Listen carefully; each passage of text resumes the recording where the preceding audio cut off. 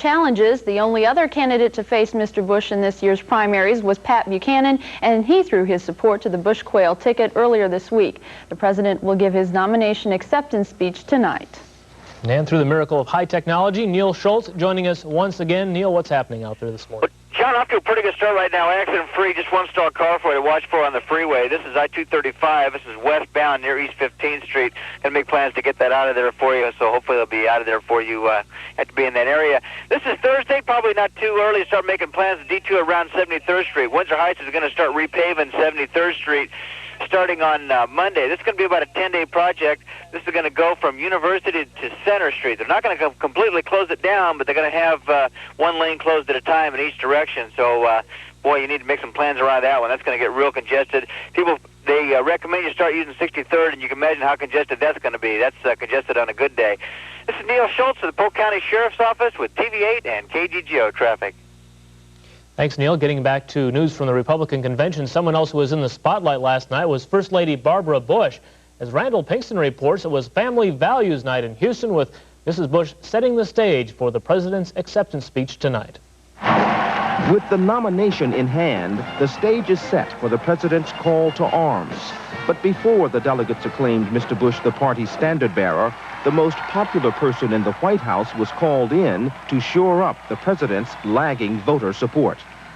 I always feel wonderful when I get to talk about the strongest, the most decent, the most caring, the wisest, yes, and the healthiest man I know.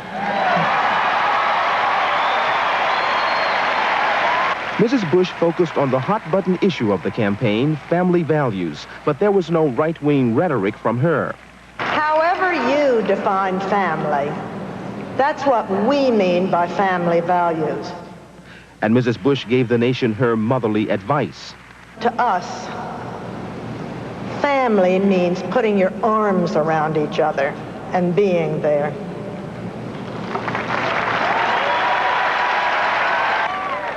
She wrapped up her address by introducing the 22 members of the first family with a surprise appearance by Mr. Bush. Tonight is the president's moment in the spotlight. Aides say his speech will be rousing. Well, he'll talk about a number of ideas for the economy and for getting the country growing at a stronger rate.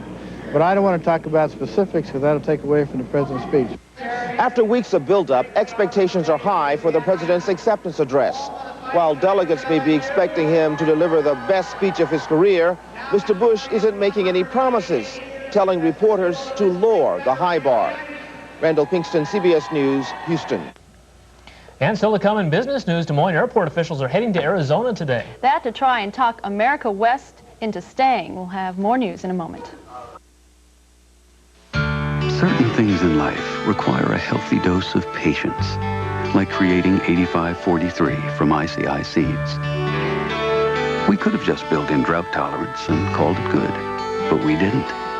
Instead, we kept at it until 8543 could also take on rain and turn it into yield. Ask your ICI Seed sales agent for new 8543, because patience has its rewards. This is the 190 horsepower Jeep Cherokee Laredo. Nice, but suppose you want to make it nicer. Suppose you want to add air, power windows and locks, stereo cassette, and cruise control. And suppose on top of that you want big savings. And suppose we gave it to you. Yes, for a limited time, you get all this and save all this at your Jeep and Eagle dealer. But hurry, you don't suppose a deal like this will last for long, do you? See your local Jeep and Eagle dealer, where you can expect the best. Dear Diary, I saw this commercial on the boob tube about the great combos of all time. So I'm thinking it's the Deltones or Eddie and the Flames, but they're talking waterbed combos from Big Sur. You can choose the Shiloh for $179, the Nassau for $329, or the Virginian for $299. Plus add a matching dresser or chest for just $188.99 more. So as I'm thinking two things. Number one, how can Big Sur sell them so cheap? And B, what's a guy my age doing with a diary? Big Sur waterbed.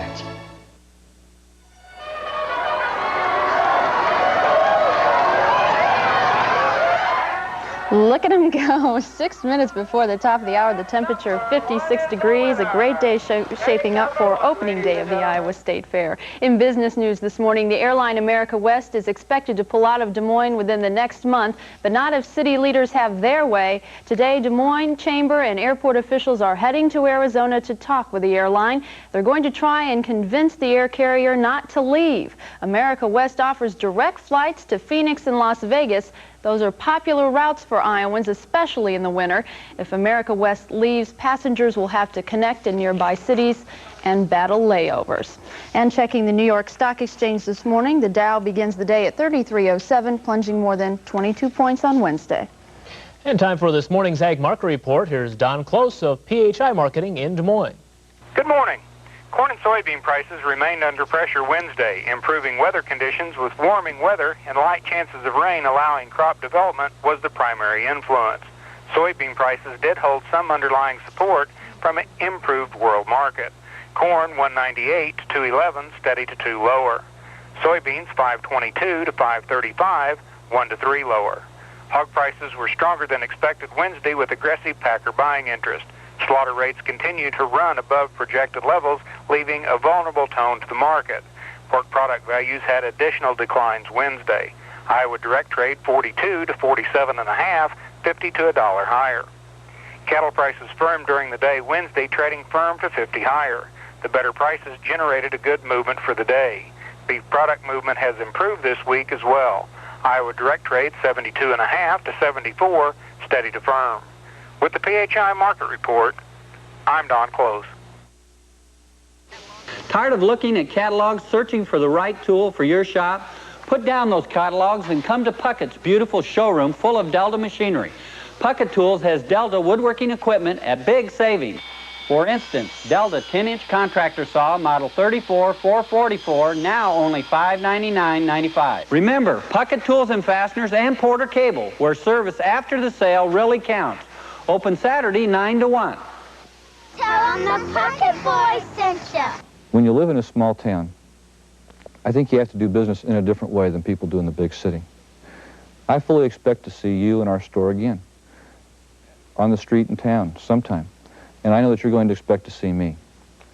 And I want to feel comfortable with the way that we do business. And I want to know that we've given you the very best value and the very best service that we can give.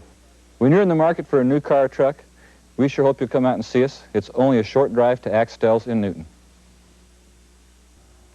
If you're just joining us, here's a look at this morning's top stories. The opening day for the 134th Annual Iowa State Fair is today. It opens at 8 o'clock this morning. Be sure to watch TV8 for live reports at noon, 6 and 10. Stop by and say hi. We're at the Ag Building, and we'll be hosting those karaoke contests 3 times a day for cash prizes. Weather today looks almost ideal for a trip to the fair. Temperatures this morning starting out in the 50s. We're at 58 downtown, 56 at the airport right now. With a clear sky and a dew point of 52, that means 86% humidity. A light wind out of the south and east, and the barometer rising this morning at 3015.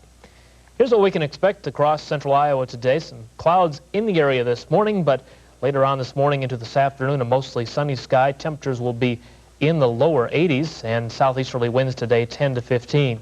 Very little change expected for tonight with a mostly clear sky and temperatures in the lower 60s. Winds tonight continuing light out of the south and east, and tomorrow a few degrees warmer. We could be near 85 tomorrow with mostly sunny skies and winds picking up out of the south at 10 to 20, and it should stay dry into the weekend. All right, sounds good. That's our report for this morning. Thanks for joining us. Have a great day. We'll be back again at noon. See you then.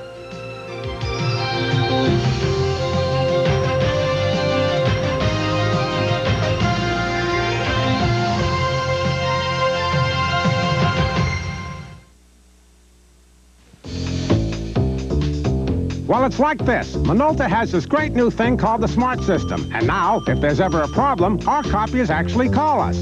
Of course, the other guys are working on the same kind of gizmo.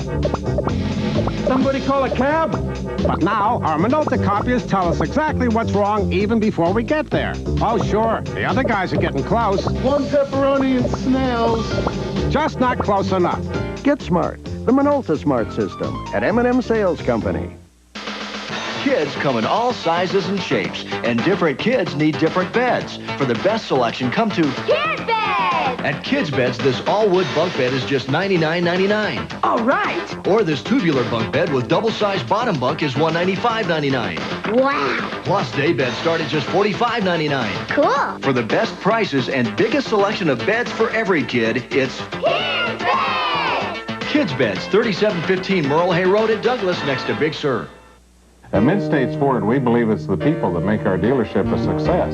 We're proud to say that Mid-States Ford has some of the nation's top truck professionals here to serve you. Like Jim Hoover, one of the nation's top 25 Ford used truck managers. And Rick Hoffman, recipient of Ford's Grandmaster Sales Award. No wonder Mid-States Ford is Iowa's #1 Ford truck dealer. Mid-States Ford, your family's Ford truck store. Heidi Soliday on TV8, Iowa's news leader. With all my heart, I say, and I know him best, you have made a superb choice. Tonight I have the privilege of placing in nomination the name of the next President of the United States. George Bush. The Republicans have made it official. They want George Bush for 4 more years. It's Thursday, August 20th. I'm Harry Smith at the Houston Astrodome. Welcome to CBS This Morning. Lots to do today. We're going to hear from Barbara Bush, and we're also going to look ahead to the president's speech tonight with Housing Secretary Jack Kemp, the co-chair of the Bush Quayle campaign, Vin Weber, and keynote speaker Phil Gramm. Let's get to New York now and check in with Paula. Good morning. Good morning, Harry. How you doing this morning? Just great. As you know, there's one thing that both parties seem to be pretty competitive at, and that is partying. Coming up in this half hour, Robert Krulwich shows you how you pay for all those parties in more ways than you think. Let's get a quick look at the weather now from Mark McEwen. Good morning. Remember when party was a noun and then it all of a sudden became a verb? Take a look at the weather here this morning. Paula and Harry and the rest of America. We're going to have a great day, beautiful day from the shores of Lake Michigan on down to the beaches around Delaware Bay. You're going to see some rain across the southeast and the northern Rockies, though. In a year when we've had kind of wacky weather, they've had highs in the 90s. The last couple of days are going to be down in the 50s within about 48 hours or so. We'll be telling you about that as well. And a lot of people sneezing and hacking up Ooh, across the I'll say so. Houston's warming up a little bit, too. Yes, indeed. Let's go back there. That's where Harry's standing by right now for the latest political news. Good morning again. Thanks, Paula. President Bush will accept his party's nomination tonight with a speech many see as vital to his hopes for re-election in November. The Republicans enthusiastically made that nomination official late last night. The nomination itself seemed an afterthought, relegated to long past prime time so that a kaleidoscope of family images could get maximum exposure. Since I've met so many of your families, I'd like you to meet ours, all 22 of them. After portraying the president as a warm and loving father, First Lady Barbara Bush filled the stage with children, grandchildren, and finally, the first husband himself.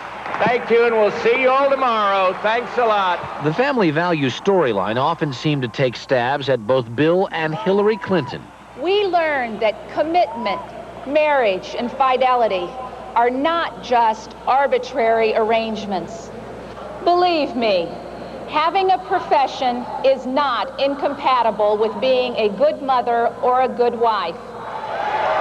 The evening also featured an apparent preemptive strike against a question that now comes up every election year.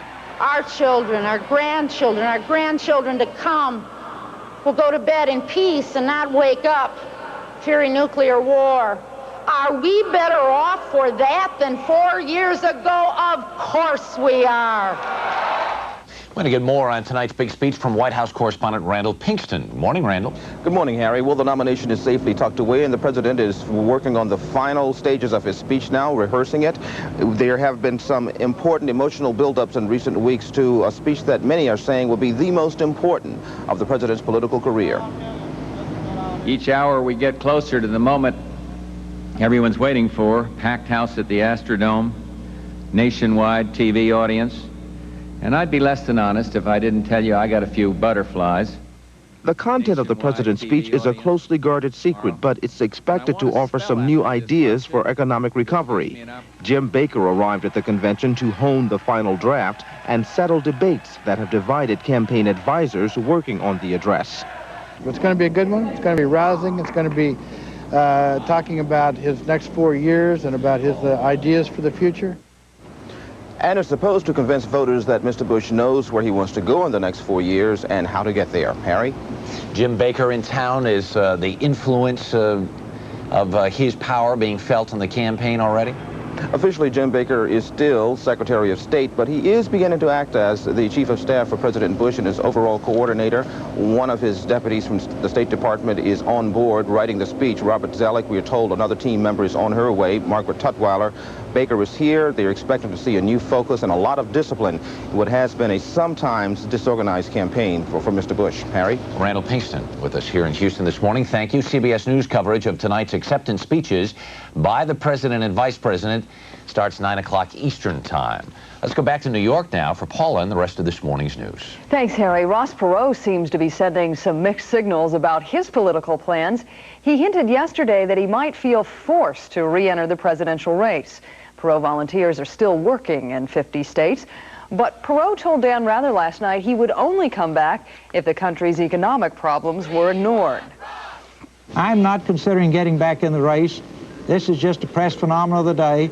My total focus and my total interest is to get these problems solved for the American people and to do whatever I can to help the millions of people who feel that this needs to be done now, and the millions of people out there who are concerned about their jobs, who've lost their jobs, to try to get the government to do some intelligent things to rebuild our country. Perot's rebuilding plan is outlined in a book that will begin appearing in bookstores today. The Gulf War allies are working out details of how they will enforce a ban on Iraqi military flights in the southern third of Iraq. The ban will offer an umbrella to Shiite Muslims who are targeted by Saddam Hussein's forces. The White House says the U.S., Britain, and France will use air patrols to monitor southern Iraq. The plan includes a threat to retaliate if Iraq sends planes into the zone. Taking a look at the financial markets this morning, the dollar is mixed. In Tokyo, the Nikkei stock index shot up 617 points, more than 4%. Wall Street, the Dow Jones Industrial Average stands at 3307 after a loss of more than 22 points yesterday. Up to 14,000 people may have to flee their homes in Northern California to escape a raging brush fire. The inferno has burned through 10,000 acres of land 30 miles southeast of Sacramento. The 5-day-old fire has already forced 3,000 evacuations and gutted 24 buildings. 3,600 firefighters are battling the blaze and more help is being called in. Finally this morning, British newspapers are saying forget about any possible reconciliation between Fergie and Prince Andrew. That's after several newspapers published pictures of the Duchess of York topless and also cuddling with American John Bryan. The pictures were reportedly taken on the French Riviera last week. That's the news just about 7 minutes after the hour. The picture that, did you see the one where Mr. Bryan was playing with Fergie's toes, Mark? That was the one that was really making Is that the one? That's the scene from Bull Durham. Remember might where get her painted, in a little trouble. Remember where Kevin Costner painted Susan Sarandon's toes in Bull Durham? Of course I remember that scene. Maybe they just saw the movie. Who could tell? Let's talk about the weather. What a nice, classy newspaper that is, too, as well, huh? Sheesh. Whew. Tropical Storm Andrew is about 200 miles. It's still down in the, it's still heading towards the Bahamas, about 15 miles per hour. Weakened a little bit, 45 miles per hour is the highest winds that we've recorded in Tropical Storm Andrew. About 200 miles to the northeast from the Leeward Islands, heading towards, as I mentioned, towards the Bahamas. Really no threat just yet. We'll keep an eye on it. Feel it still may weaken a little bit, may strengthen a little bit during the day, but really it's not going to be heading up to hurricane force, and we just want to keep you posted on this in case you are heading into that part of the world. Let's talk about our part of the world back here in the United States. Well, I tell you, some days you eat the bear, some days the bear eats you, as they say. And today, I'm eating the bear because in the Northeast, a beautiful day. Temperatures in the 70s, low humidity, going to be just delightful, and I'm the reason for it all. Right? You believe that? I don't think you do. From the Northeast on into the Ohio Valley, out into the Midwest, just delightful. Down in the Southeast, I won't be going there today because we're going to be seeing some afternoon thunderstorms down across that part of the country. Down in Houston, very beautiful. Through the center part of the country, not too bad. Up across the northern Rockies, big changes coming. And this is the beginning of a whole change in your lifestyle up there. They've had temperatures in the 90s for it seems like the last week or so. This little front's going to be bringing in temperatures that you'll see highs in the 50s or so within the next 48 hours. That's pretty cold. That's a big change. make sure you take your vitamin C because you'll be catching colds up there. Bring in some rain as well, where the cold air meets the warm air. That's where you're seeing the rain pop up. Still warm down through the southwest with afternoon thunderstorms popping up there, and warm in the west.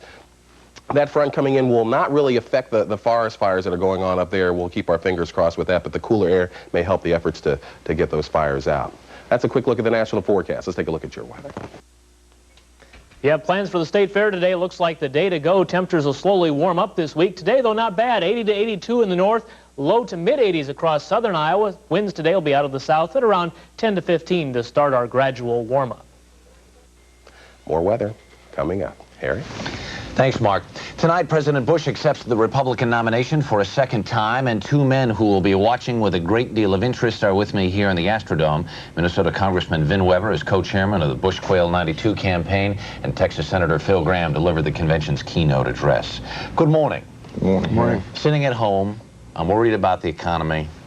I'm worried about my job. What have I heard in the last 3 nights that's going to make me want to believe that I should go back to George Bush and make sure that he gets elected president? You've heard that the team, George Bush and Jim Baker, that won Desert Storm and conducted one of the most successful foreign policies in recent American history, is devoting and turning their full attention to the American economy and our domestic concerns, and they're going to succeed just as much in dealing with those problems in the next 4 years as they have in dealing with the Soviet Union and the Middle East in the last 4. And if I'm sitting at home, I'm saying, why didn't they do this a year ago? If we'd screwed up foreign policy in the last 4 years, nobody'd be talking about health care, abortion, the economy, or anything else. We'd be saying we have to get somebody in there at this critical point in history that can deal with the Russians and the Saddam Husseins and things like that. We handled that so well that people take it for granted. Senator, you've had a chance to spend some time with the president the last 24 hours or so. Is he ready, and how big a night is this for him? Well, Harry, I think he is ready. I think he knows it's a big night. I think we've had several big nights here. I think we are moving toward cutting the Democrats' lead in half. And I think Vin is right. I think what we have had an opportunity to do in this convention is to tell our side of the story, to talk about winning the Cold War, the profound impact that's had, to talk about the battle in Congress. When the president's asked for the tools to rebuild the economy, the weapons to win back the streets, he's had the opposition of the Democrats every step of the way.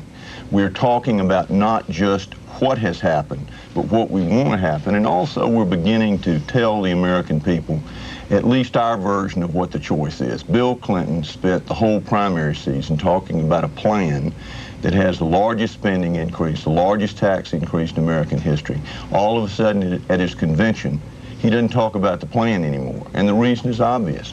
The change he promised the special interest is not the change America wants. And the plan, what's the economic plan here? We have not heard no talk of the economic plan. What's the plan here other than the, you know, we're here a little bit of a promise of a tax cut? Well, I talked about it in detail in my speech in terms of what the president proposed. If you go back and look at the president's proposals beginning in January of 1989, when it was clear that an economic expansion, the Reagan-Bush expansion, which created 19 million jobs, was beginning to cool down. It was the longest peacetime expansion in American history. If you go back and look at the proposals the president has made and when he made them, if Congress had acted within 6 months of those proposals on each of them, 1.5 million more people would be at work today. Which brings up an interesting point, because one of the problems that I think everybody in America realizes is that there's a gridlock, that there's such heavy partisanship. Isn't that one of the reasons you're getting out of Congress, is that the inability to get past all of that? I think that the Congress has been frustrating to everybody. I think people in Congress are frustrated, and I certainly think that the President of the United States is frustrated. However, there's no reason to say that the second Bush term has to be like that in terms of his dealings with the Congress. We're going to have 100 to 150 new members of Congress. We hope that the bulk of those members are going to be Republicans, but in any event, they're going to be new faces with new ideas, and they're going to get a mandate out of this election in the fall. If we elect Clinton and Gore, that mandate is going to be, okay, let's spend some more money, raise our taxes, and add a new layer of regulation onto the economy. And that's what's going to happen if we elect it. If we elect Bush, we get a different... Let me be the cynical channel clicker sitting back there, too, and I'm sitting there, well, I've heard this stuff, and I remember George Bush. Well, I heard George Bush say 4 years ago, you know, read my lips, and why should I believe him now? Well, let me respond to the read my lips. Okay. In 1990, we had a financial crisis. The Democrats demanded, as their price for going along, a tax increase of $233 billion over 5 years. The president asked for spending reductions. The compromise was $126 billion of taxes. Bill Clinton is promising $350 billion of taxes. The president hated the compromise. Bill Clinton loves his programs. So if taxes are the issue, people are going to vote for George Bush. I think the situation is a little more stark than Vin is talking about. Basically, we set out to come out of a hole we were in with the Jimmy Carter era. We started up the hill toward the top of the hill, which is where we wanted to go, and we're stuck. Now, the Democrats come along, well, the Democrats come along and say, we can change things. We'll take you back down the hill into the hole. What we're saying is, give us a chance to take you to the top of the hill. Give us the tools and we'll finish the job. Really, the Democrats would prefer that we not ever get to a substantive debate. If we'd only talk about a vague concept of change, obviously they have the advantage because they're out of power. We're insisting on talking about the specifics of that change. All right, will be interesting night tonight, gentlemen. We appreciate you coming by this morning. Really appreciate it. Paula? Thanks, Harry. 15 minutes after the hour right now. Coming up next, who pays for those politicians to party on? Robert Krulwich knows. And still ahead on CBS this morning, a new warning about an old threat, measles. Another look at the charges of the Woody Allen Bia Farrow breakup, and music from country star Hal Ketchum.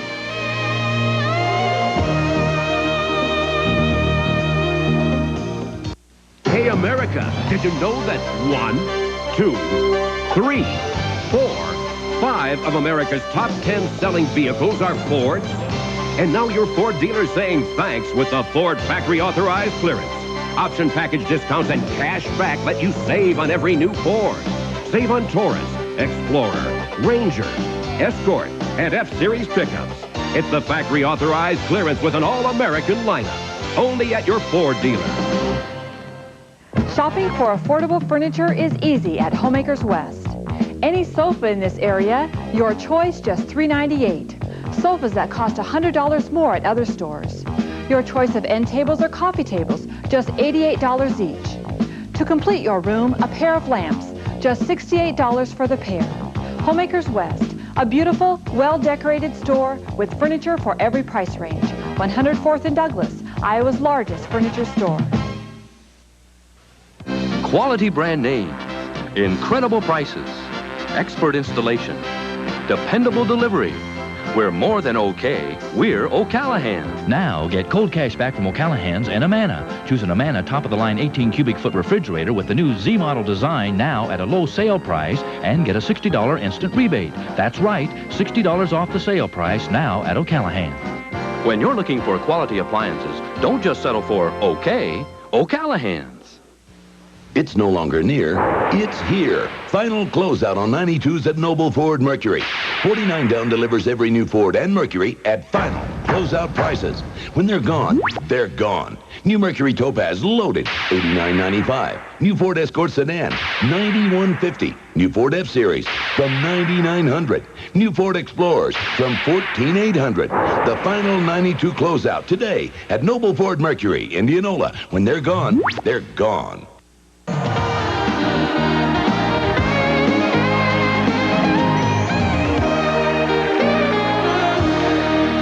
Moving up on 18 minutes after the hour, 2,210 delegates, their families, hundreds of VIPs, senators, congressmen, congresswomen, caterers, technicians, and musicians. These conventions are expensive. And we were wondering who pays the bills. Robert Krulwich is here with the answer. You. That's right. It's we, the taxpayers, who pay for these conventions. But we pay much more than you may realize. First of all, when you check the box on your tax return for presidential election campaigns, that's the money that's paying for this week's convention in Houston. On March 19th, the Federal Election Commission gave the GOP the last installment of $11,048,000 for Houston. The Democrats got the same amount for New York. Congress decided that it's better to have the public pay for these meetings rather than let big business or big labor pay. Way, the moneyed interests don't have any extra influence in the process. That's the reasoning here, but the law doesn't work. Business and labor show up anyway, as you know, hosting unofficial parties. Now, here's the kicker. Most of these parties they claim as business expenses. They are tax deductible, and you know what that means. Every penny that they spend for their waitresses, for the shrimp and the stuffed mushrooms, for the margaritas, for the roast beef sandwiches, for the cooks, for the musicians, for the Popeye olive oil and wimpy dance facilitators, you see olive oil working there on the left, and for the occasional party elephants. All of these are entertainment expenses that companies can and do deduct from their taxes, which means taxpayers not only pay for the conventions, we subsidize the parties. And there are lots of these parties, more than 500 this week in Houston and 300 in New York last month. The owner of one New York City restaurant, the Water Club, said he hosted 19 parties in 5 days. We had Ocean Spray doing the Democratic governors from all over the country. We had Goldman Sachs sponsoring a party for Governor Ann Richards of Texas.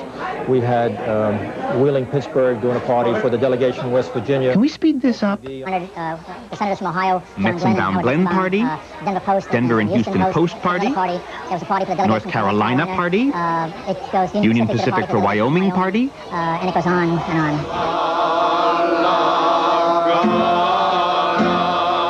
These are not small budget affairs. This party in Houston attracted 3,000 Republicans. Giant cactuses dispensed margaritas.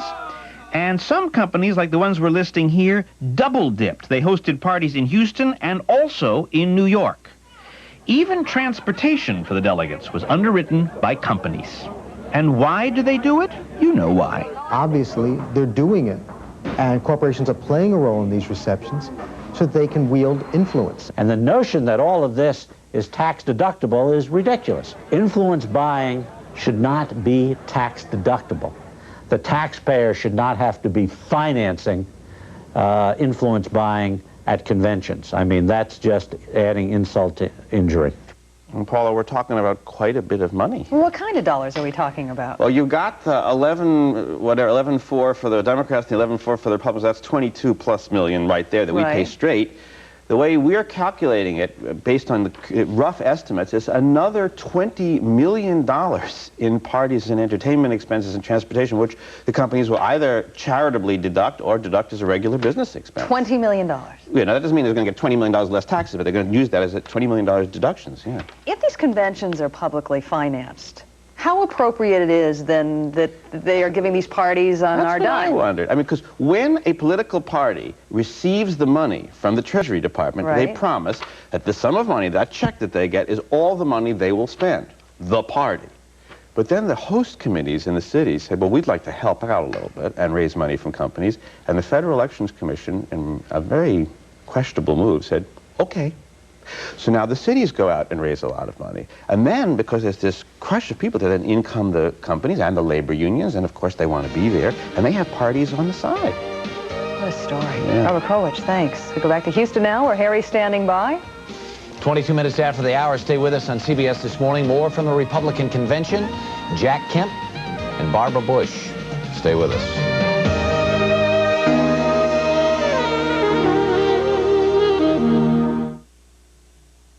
This is it. The sale you've been waiting for is at the Leather Shoe. For a limited time, thousands of pairs of clearance shoes are half price. That's right, save like never before on men's and women's shoes in all your favorite brand names. Now at half price. Now is the time to buy. Remember, the Leather Shoe is the size specialist. No other store in Des Moines offers you more sizes, service, and selection. Don't wait. Hurry in for tremendous savings while they last at the Leather Shoe in Merle Hay Mall. You learn early that it doesn't pay to take shortcuts, which was our philosophy behind developing 8513 from ICI Seeds.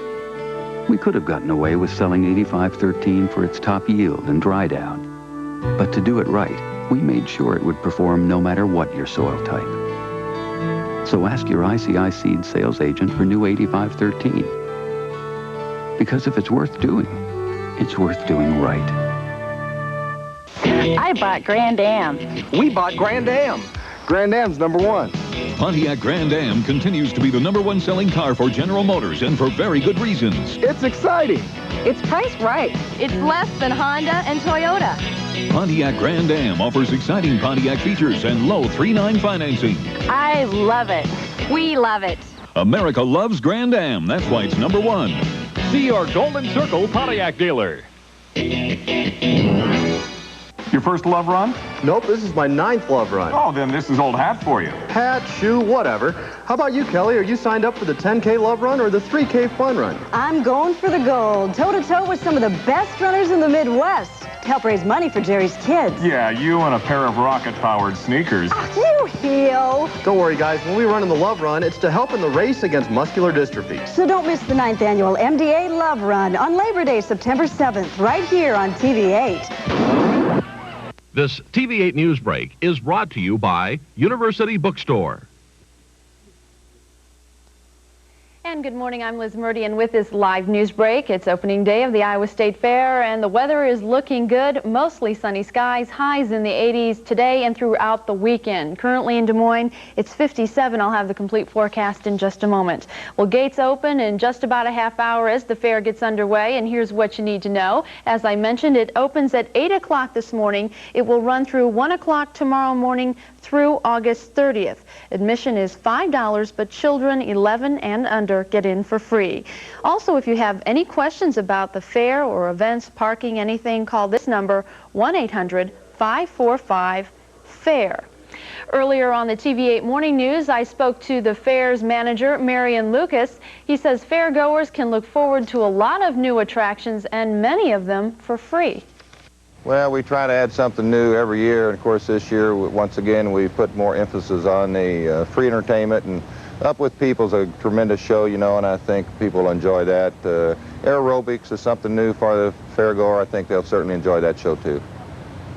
Lucas says the fair is still trying to raise money to fix up some of the older buildings on the grounds. So far, they've raised $90,000, and he hopes to double that amount through donations during the fair's 11-day run.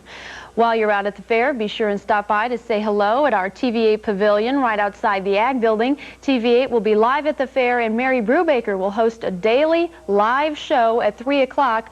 Our karaoke contests will be held 3 times a day for cash prizes.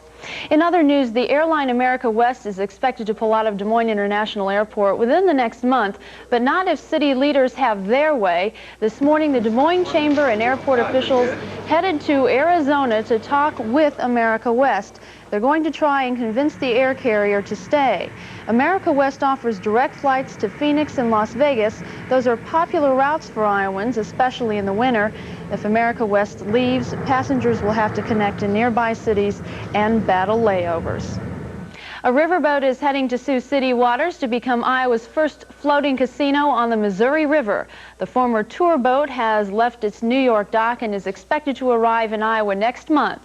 But the new owners say they won't be taking bets on the casino until November.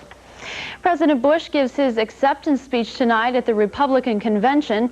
Iowa delegates disagree on what they want to specifically hear from the president, but all agree they want to hear a rousing speech, and they want the president to tell Americans his plan for the country. But Iowa Senator Charles Grassley will not be addressing the convention tonight. He says Eastern snobs are running the show in Houston, and they're to blame. He says those people don't want someone with a Midwestern twang speaking on national television. His Democratic challenger, Gene Lloyd Jones, spoke at the Democrats' convention last month. I'll have the fair forecast coming up. When it comes to selection, the University Bookstore's large inventory answers your needs with the latest novels, computer aftermarket supplementals, reference, the newest books on business, and even calculators. Our professional staff will trace special titles, accept call-in orders, and mail out at your convenience. More than a college bookstore, we're your ultimate reading source. The University Bookstore, 30th and Forest, across from Drake. Things are looking good for the fair for today. Partly cloudy skies this morning, otherwise mostly sunny with a high of 82. Tonight, mostly clear with a low of 62. And for tomorrow, mostly sunny with a high of 83 degrees. Right now in Des Moines, clear skies, 57 degrees. Also, one correction, watch Mary Brubaker at 3:30 today. We'll see you at the fair. Bye-bye. For up-to-the-minute weather information, day or night, call the TV8 Weather Beacon forecast at 262-7173. Brought to you by your Lincoln Mercury dealers. Attention furniture shoppers, Don's Furniture has just received a semi-load of new living room groups from a leading U.S. manufacturer, and they're all on special to be sold out immediately. These stylish sets have solid oak lifetime guaranteed frames, and Don is offering them in complete 7-piece room groupings, which include the sofa, the love seat, 3 Ashley occasional tables, and 2 decorator lamps. These 7-piece groups are being sold on a first-come, first-served basis for the low price of $4.99, $5.99, and $6.99. That's right, $4.99, $5.99, and $6.99 for 7 pieces of furniture. Easy finance terms and major credit cards accepted at Don's Wholesale Furniture. It's no longer near, it's here. Final closeout on 92s at Noble Ford Mercury. 49 down delivers every new Ford and Mercury at final closeout prices. When they're gone, they're gone. New Mercury Topaz loaded, $89.95. New Ford Escort Sedan, $91.50. New Ford F-Series from $9,900. New Ford Explorers from $14,800. The final 92 closeout today at Noble Ford Mercury, Indianola. When they're gone, they're gone. In Ottumwa, tune to Channel 23 for better reception of TV8.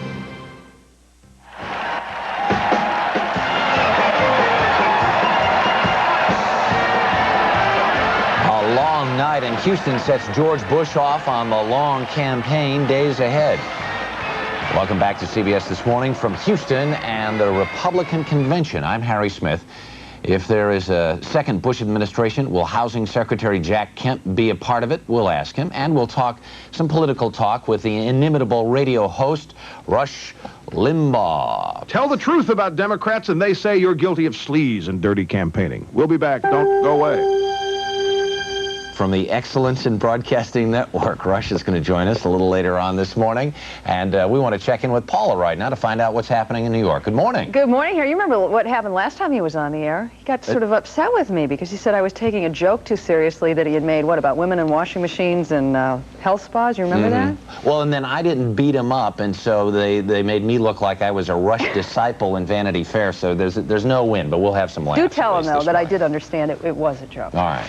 We have some medical news to talk about here from New York this morning. Remember the measles epidemic that shut down schools across the country? Well, the danger is still there. And in a couple of minutes, which parts of the country are at most risk? And what can you do to prevent catching the illness? Let's go back to Harry now for the latest political news. Thanks, Paula. President Bush goes before this convention tonight to accept his party's nomination for re-election. When the roll of states was called last night, Mr. Bush got nearly all the delegate votes. A handful of Buchanan supporters held out to the end. Earlier, Barbara Bush listed a few of her favorite things about the president. I always feel wonderful when I get to talk about the strongest, the most decent, the most caring, the wisest, yes, and the healthiest man I know. The First Lady also introduced more than 20 members of the extended Bush clan, joined by the president himself. Earlier in the evening, the mood was more subdued. Delegates were hushed by the tragic story of a woman with the AIDS virus and her plea to put politics aside in the search for a cure. James Hattori has more. For the first time at a GOP convention, AIDS put on a Republican face. That AIDS virus is not a political creature. It does not care whether you are Democrat or Republican. Mary Fisher, a mother of 2 who contracted HIV from her ex-husband, made a passionate appeal, touching delegates after days of protest could not. But we do the president's cause no good if we praise the American family but ignore a virus that destroys it. Still, AIDS protesters were intent on elbowing into the Republican spotlight. Yesterday, interrupting a fundraiser by President Bush, screaming and holding up condoms. Our administration last year spent $4.3 billion on AIDS. Then crashing an appearance by Reverend Jerry Falwell. Homosexuality is moral perversion. And protesters insist the Bush administration AIDS policy has been more talk than action. The Presidential Commission on AIDS that George Bush appointed has made 30 recommendations, and George Bush has implemented none of them. Critics claim AIDS has been caught up in the anti-homosexual rhetoric being promoted by the Republican right. Against the amoral idea that gay and lesbian couples should have the same standing in law as married men and women. In a year when much has been said about welcoming those with diverse opinions, gay Republicans not only feel unwelcome in the big tent, those who showed up say they were insulted. Frank Ricciazzi is one of only 2 openly gay delegates here. And their strategy is bigotry to try to instill fear amongst a lot of good American people. We have killed each other with our ignorance, our prejudice, and our silence. But AIDS protesters fear the silence will resume once the campaigning has stopped. James Hattori, CBS News, Houston. We're going to have much more from the convention coming up. Right now, let's go back to New York, where Mark McEwen is standing by with our weather this morning. Morning, Mark. Good morning, Harry. You're in a pretty decent place for weather. There is no weather in the Astrodome, but this weather segment is sponsored by cool, refreshing Wrigley Spearmint Gum. It's pure chewing satisfaction.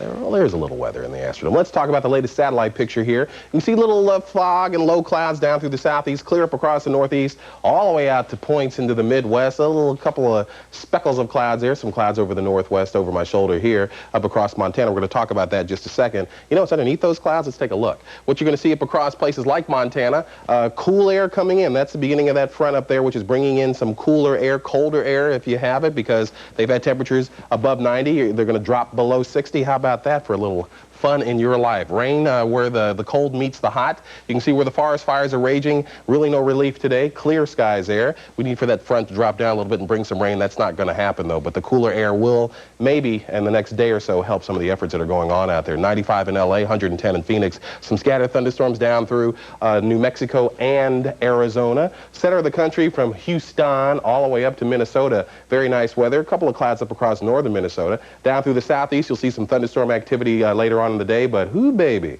from the shores of Maine all the way to the shores of Chicago. Very nice. Real quickly, the weekend preview, what you're going to be seeing is dry and warm conditions. That's me stepping out on a limb out there because we haven't had dry conditions in a while. Stormy down through the southeast, cold and wet up across the northwest, cold considering what you've had, and cooling off, as you can see, coming down as far as the central Rockies. That's a quick look at the national forecast. Let's take a look at your weather.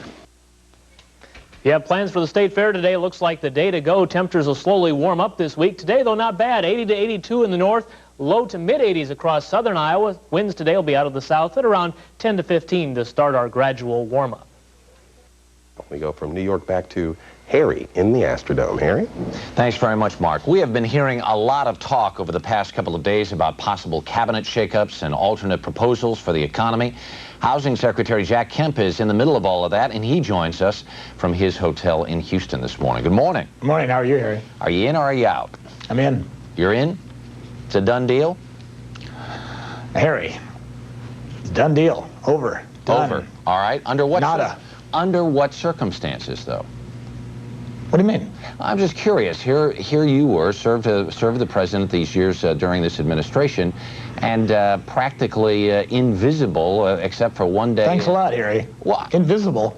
You've said it yourself that it was very difficult for you to be effective. No, I didn't. I never said that. I said it's tough. This Congress that has turned down the president and our efforts on the inner cities for 4 straight years. So that's not invisible. That's just having trouble with the U.S. Congress and the Democratic leadership of the Congress. And that's why I said if we want to change America, we've got to change the Congress. Do you feel like you have gotten the support you've needed from the president all the way along? Of course. This the policies that we have prescribed to put enterprise zones and privatization of housing and reform of the welfare system had been in the president's budget for 4 years, and it's been turned down. The Congress has said no 4 straight years, and as I said in my speech Tuesday night, if we really want change in America, we've got to elect men and women who understand that entrepreneurial capitalism is necessary as a social and economic development tool for our inner cities.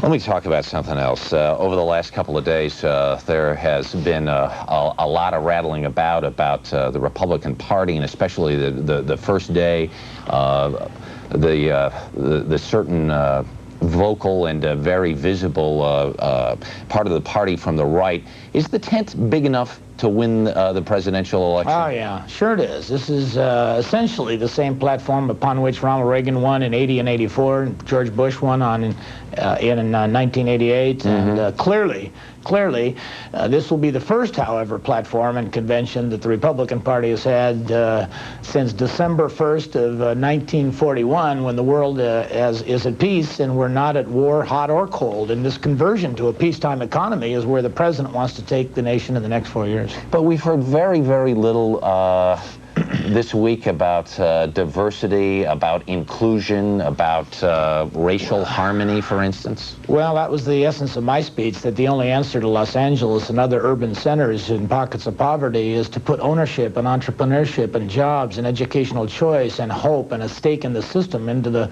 inner cities of America, bring our nation together, to double the size of the economy. I think in listening to Mary Fisher last night, in one of the most remarkable speeches that I've heard, where she compared the AIDS problem to the Holocaust that her father had fought against and had known personally in his family, I think that was certainly a statement, if you will, a symbol, if you will, of the Republican Party reaching out. Mrs. Bush was incredible last night, as was Marilyn Quayle. So I think the party, and along with Ronald Reagan's speech, my speech, Phil Graham's speech, all of the speeches were an attempt to recognize that we've had success in foreign policy, success in trade policy. Now we need to have success here at home, the type that the president led in the Desert Storm a year and a half ago. I guess the thing is, though, that we know just from looking at the numbers that the American people are clearly dissatisfied as those folks are out there clicking around tonight.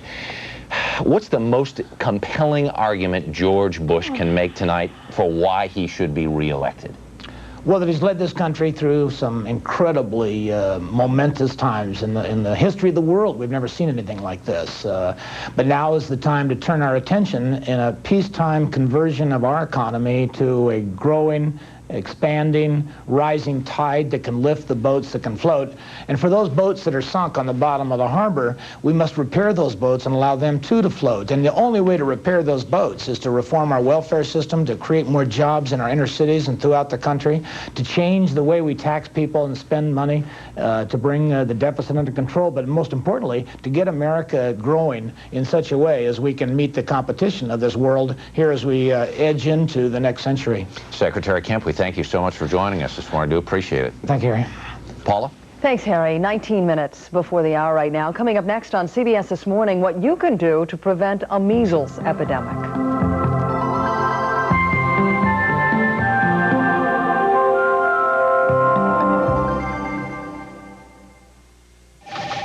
I'm a smoker, but in my office, it doesn't work. No problem. I chew Wrigley's Spearmint Gum. That cool, clean taste fits any agenda. When I can't smoke, I enjoy pure chewing satisfaction. At Red Lobster, it's going, and soon to be gone. Our full pound of shrimp special ends soon. Red Lobster knows you just can't get, enough shrimp. 10 grilled shrimp, 15 butterfly, 11 scampi. A full pound of our biggest and best shrimp. For a limited time, enjoy all this shrimp. There's so much, you may need a doggy bag. Red Lobster for the seafood lover in you. This is how the day begins. Sunshine, the good taste of Smuckers, and surprisingly, this good news. Less than 20 calories in a teaspoon, and jams are naturally fat-free. That's why Smuckers is always a good way to start your day. With a name like Smuckers, it has to be good. Who's out there digging deeper, probing further, because inquiring minds want to know? The National Enquirer. This week, revealing how Joan London is desperate for cash because her husband is bleeding her dry. How Princess Di's second honeymoon with Charles became a nightmare. Why cops are investigating Stallone's son for attempted murder. Expert advice to beat loneliness. And startling swimsuit photos of Jackie O. The National Enquirer, in relentless pursuit, because inquiring minds want to know. I smoke, but where I work, it's not allowed. No problem. I've got Wrigley's Spearmint Gum. That cool, clean taste always works for me. When I can't smoke, I enjoy pure chewing satisfaction.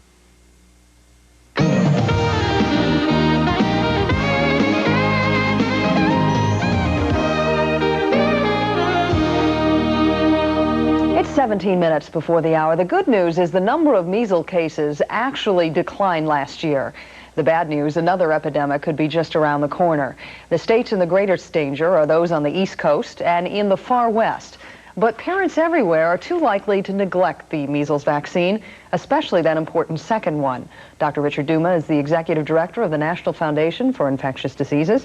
He joins us from Washington this morning. Good morning, welcome. Good morning, Paula. It seems that just about this time every year we talk about another epidemic around the corner. Why is this disease such a tough one to gain control of? Well, it's such a highly contagious disease, Paula, and it's always in the population. And of course, in countries outside of the United States, measles is being brought in very frequently, so that many of our people are being exposed to it, and particularly people in the inner city areas who might not be immunized. I guess what always surprises me about this story is that there are recommendations that you should, in fact, have 2 measles shots along the way, and yet a lot of people don't seem to know that they need to do that, or if they do, they don't know exactly when to have the second shot. Set the record straight for us this morning. Well, first of all, I think it's very important to say that the first shot, by far, is the most important shot. If we look at our epidemics, we find that close to 80% of the people involved have not had any immunization at all, and that's a critical bulk of people. So first of all, I want to emphasize that if anything is done, get that first shot. Now, the second shot is also very important. We found out in the last several years that because of the immunity produced by the vaccine, that sometimes it's not as effective as we would like in certain people, that they should have that second shot. So therefore, it's recommended throughout the country that a second shot be obtained.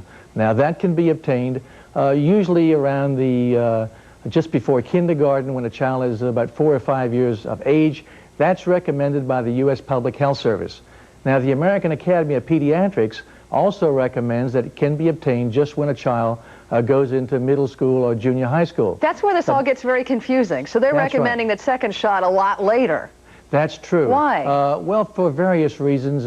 It seems to be a very opportune time. It's at the greatest time when the risk might be greatest of encountering other people who might be infected with measles. It's convenience. It's probably a decrease in cost. The bottom line, though, is that a second dose should be obtained, and sometime between the ages of 5 and 12. If you're a parent who hasn't kept particularly good records, is there any harm in inoculating your child for a third time if you can't remember when the second shot was done? No, there's no harm in that whatsoever. Of course, we urge both parents and physicians to keep good records, and of course the individuals involved themselves should hopefully keep good records. But there's no harm in getting a third shot. And no harm in postponing that second shot, maybe to the middle school years? Well, the harm is that you're going to probably encounter at some time after that middle school year the measles. And if you're not immunized with that second dose, there's a possibility that you can become infected. In fact, 20% of the people involved in the epidemics usually have had one dose, only one dose, and have not had that second dose. That should give us good reason to go in and get that second shot. Dr. Richard Duma, thank you so much for joining us this morning. Well, it's my pleasure, Paula. We appreciate your advice. Thank you. 13 minutes before the hour. Coming up next, Harry talks with the radio voice of the Republican right, Rush Limbaugh. This morning's health segment was sponsored by Liquid Dial, the antibacterial liquid soap that kills germs.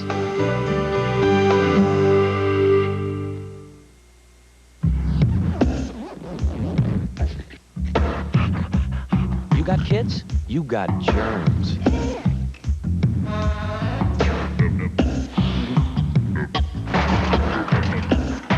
Hold it. You definitely need Liquid Dial. It has a unique antibacterial formula other liquid soaps don't. So why not wash with a soap that's made to kill germs? Liquid Dial. Kill the germs. Keep the kids.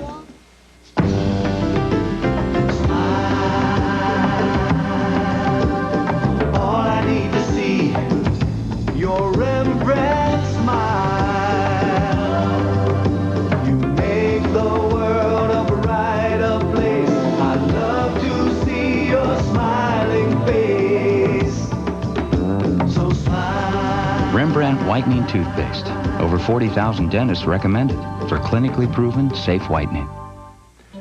Finally, a chance to get away. Moments like this call for Gold MasterCard. We could find a romantic hotel. In Paris? It has the added credit you've earned. We could sneak off to the beach. Yeah, Maui. Plus, no card is accepted in more places at home and abroad. Or we could take a trip we'll all remember. Gold MasterCard, the best gold card to master the moment. The critics are calling Honeymoon in Vegas the best comedy of the summer. We're the Flying Elsa's Utah chapter. It's a riot. Honeymoon in Vegas is loaded with laughs. Is this great or what? Screamingly funny. Honeymoon in Vegas is the best comedy of the summer. Well, that's just so wonderful to hear. It's a hunk of burnin' fun. That just doesn't help me at all, but I appreciate the thought. Honeymoon in Vegas, rated PG-13. Kabluna. Kabluna. Sneak preview Saturday at a theater near you. This show does not need to be balanced with equal time. Why? Because I, Rush Limbaugh, servant of humanity, lover of mankind, protector of motherhood, supporter of fatherhood in some cases, and in general all-round good guy, am equal time. Plenty of T-shirts here in Houston carry the message, blame it on the media. Hey, it's the theme of the convention. Yeah, but one media personality who hears mostly nice words around these parts is conservative talk show host Rush Limbaugh. He's such a big hit here that he even gets to sit with the bigwigs during the convention. Can you believe that? Look at that, down on the left-hand side of the screen.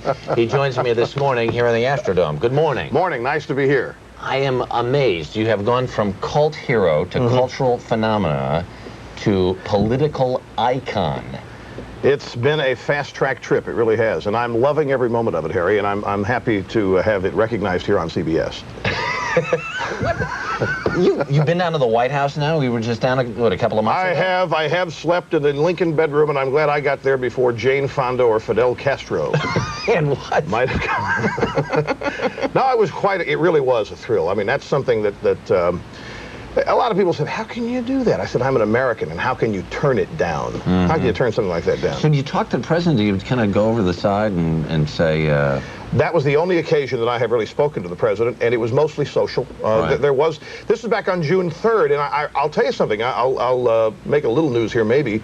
This is right in the midst of the first wave of Perotista phenomenon. And the president wasn't concerned at all. Yeah. And I thought, my gosh, he is detached. Because that was the argument back then. He's not engaged. Oh, no.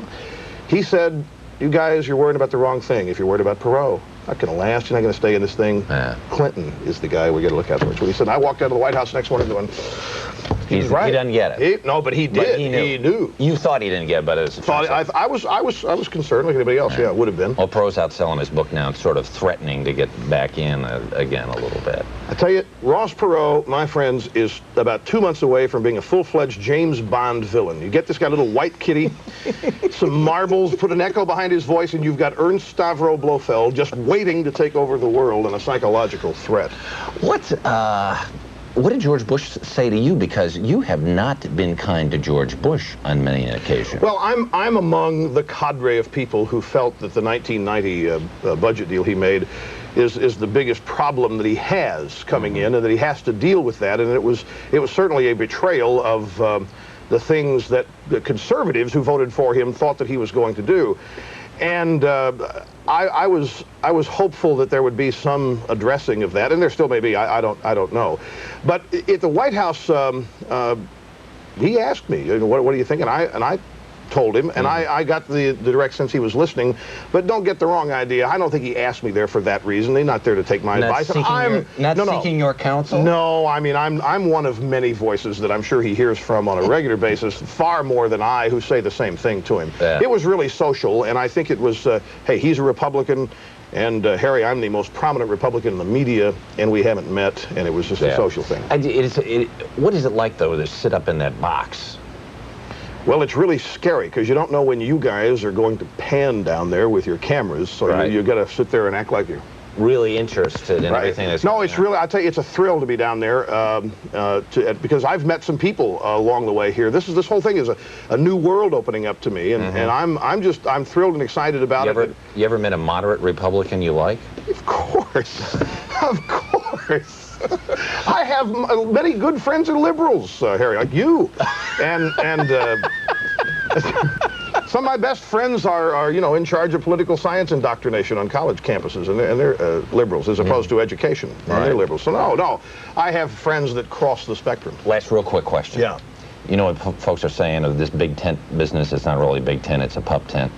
Is it big enough to win the election? I mean, seriously. Yeah. Are there enough of you out there? Oh, yes. The polls are closing. This 20-point, 30-point spread was never real.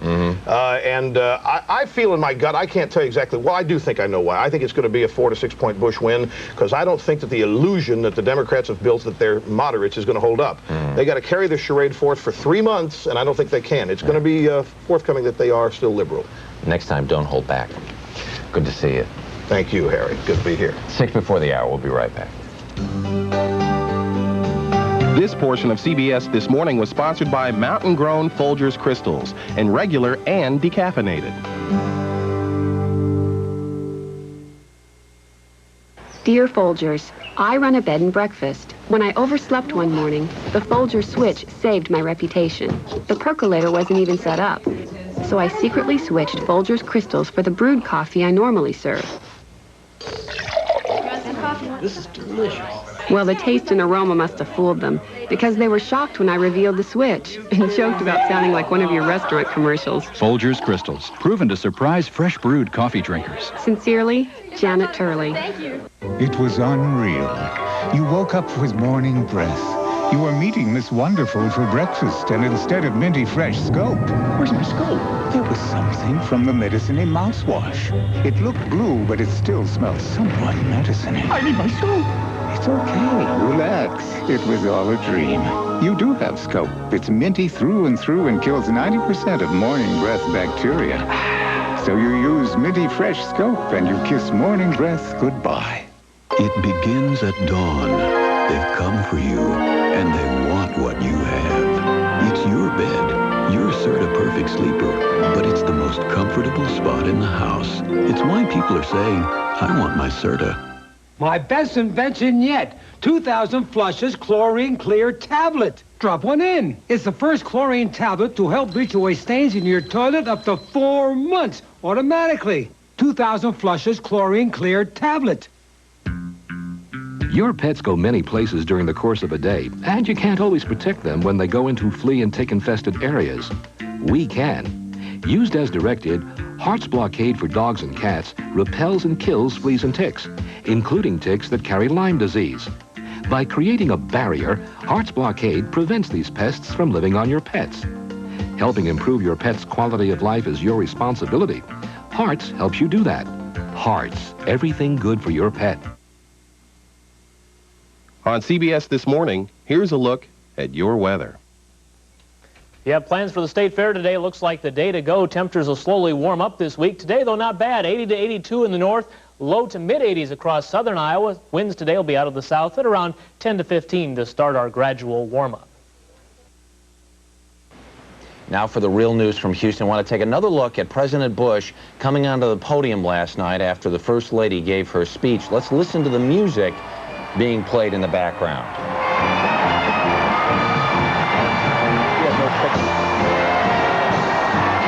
Mark, you recognize that tune? Yeah, it's from a show that was on Broadway here. Do you want to say the name of the show? La Cage aux Folles? That's right. The song, The Best of Times. What was La Cage aux Folles about, Harry? Well, it's a couple of guys in love, right? That's right. So it was Family Values Night. So the music czar, will he have a job at the next convention? The balloon 4 years czar from is in now? trouble. The music czar is in trouble. Trouble here in paradise. More CBS This Morning, straight ahead. Here, the living is easy, but politics gets down and dirty. It'll soon be high noon in November, so listen in as these voters shoot from the hip. Eye on America on the CBS Evening News tonight. On a course designed by Nicholas, a super star-studded field will compete in one of golf's most unique and thrilling events, the International, this weekend. From the day they fell in love to the night you fell in love with them. We've got a hit on our hands called I Love Lucy. But that was the Lucy and Desi you only thought you knew. What do they have that I don't? Based on their intimate, true story. You happy, honey? Very. Me too. I'm pregnant. Lucy and Desi Before the Laughter, Saturday. This is CBS. It's fair dealing days at Quality Ford in West Des Moines. Every 92 car in stock at closeout prices. Festivas, just $135 a month. You keep the $1,000 rebate. Tempos from $165 a month, you keep the $500 rebate. Taurus is only $295 a month. You keep the $750 rebate. Get a free pair of tickets to the fair for taking a test drive while they last. It's fair dealing days only at Quality Ford, I-235 and A Street in West Des Moines. Our deals are real. Certain things in life require a healthy dose of patience, like creating 8543 from ICI Seeds. We could have just built in drought tolerance and called it good, but we didn't. Instead, we kept at it until 8543 could also take on rain and turn it into yield. Ask your ICI Seed sales agent for new 8543, because patience has its rewards. It's karaoke at the fair. TV8, Pepsi, and Q102 invite you to let your star shine at the Iowa State Fair. Win $250 cash and a compact disc player and disc, or one of 32 cash prizes. Every contestant receives free Pepsi coupons, and one lucky name will be drawn for a compact disc library. Bring your friends, bring your family, every day at the fair at 1, 4, and 6:30 p.m. for TV8, Pepsi, and Q102's Karaoke at the Fair. Mary Brubaker on TV8, Iowa's news leader. Thank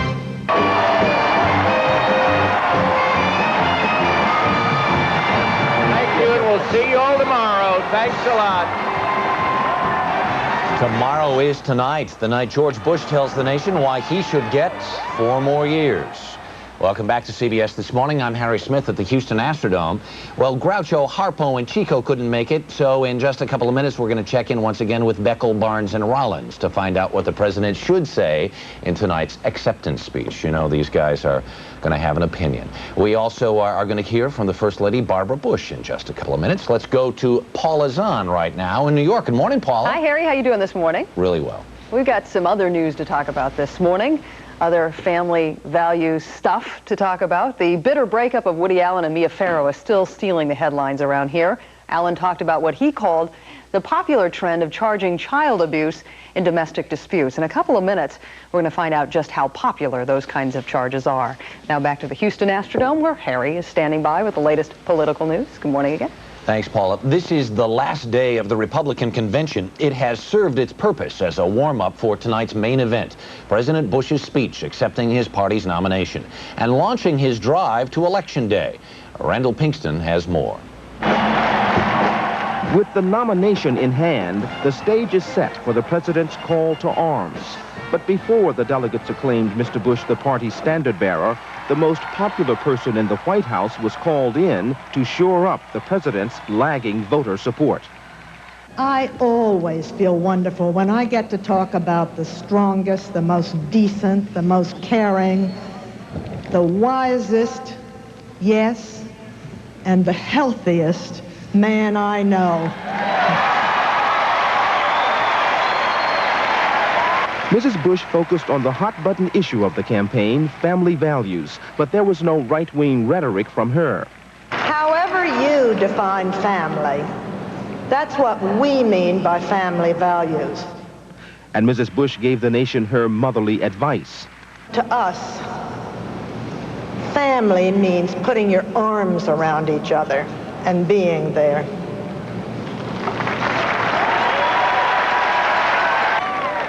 She wrapped up her address by introducing the 22 members of the first family, with a surprise appearance by Mr. Bush.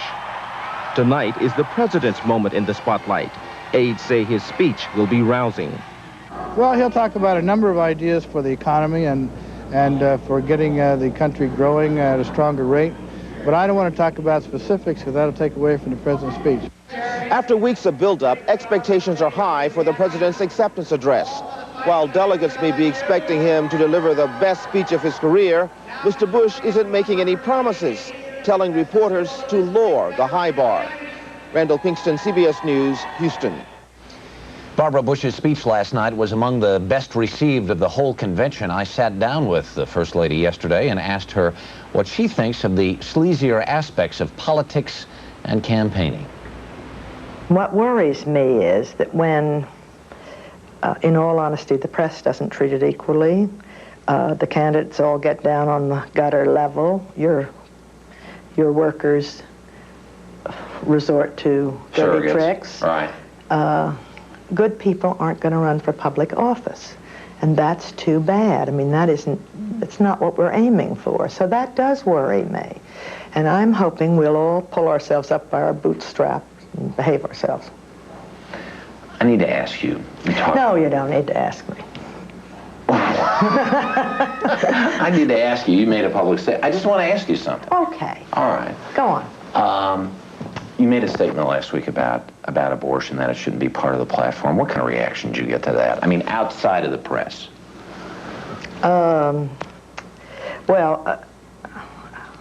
Pretty enormous. Pretty big. I guess pro and con. Yeah. But, you know, for some people it's a religious issue, and that bothers me a little bit, that it should be put in a political thing. That's just all. I am not the world's weightiest soul, so please don't, what I say is not gospel. Mm-hmm. But that was just my own personal opinion. It got me into a lot of trouble. I'm not going to say that again. Ever. Don't listen to that. I do think it speaks pretty badly when you don't allow a governor of a great state to speak because he's pro-life. We have pro-choice, pro-life people speaking. And I think that's an important thing to notice about our party, is that we're inclusive, we're not exclusive. And in my opinion, a platform is sort of an umbrella you run under, sort of that way. And I don't think it's that... You like the whole platform?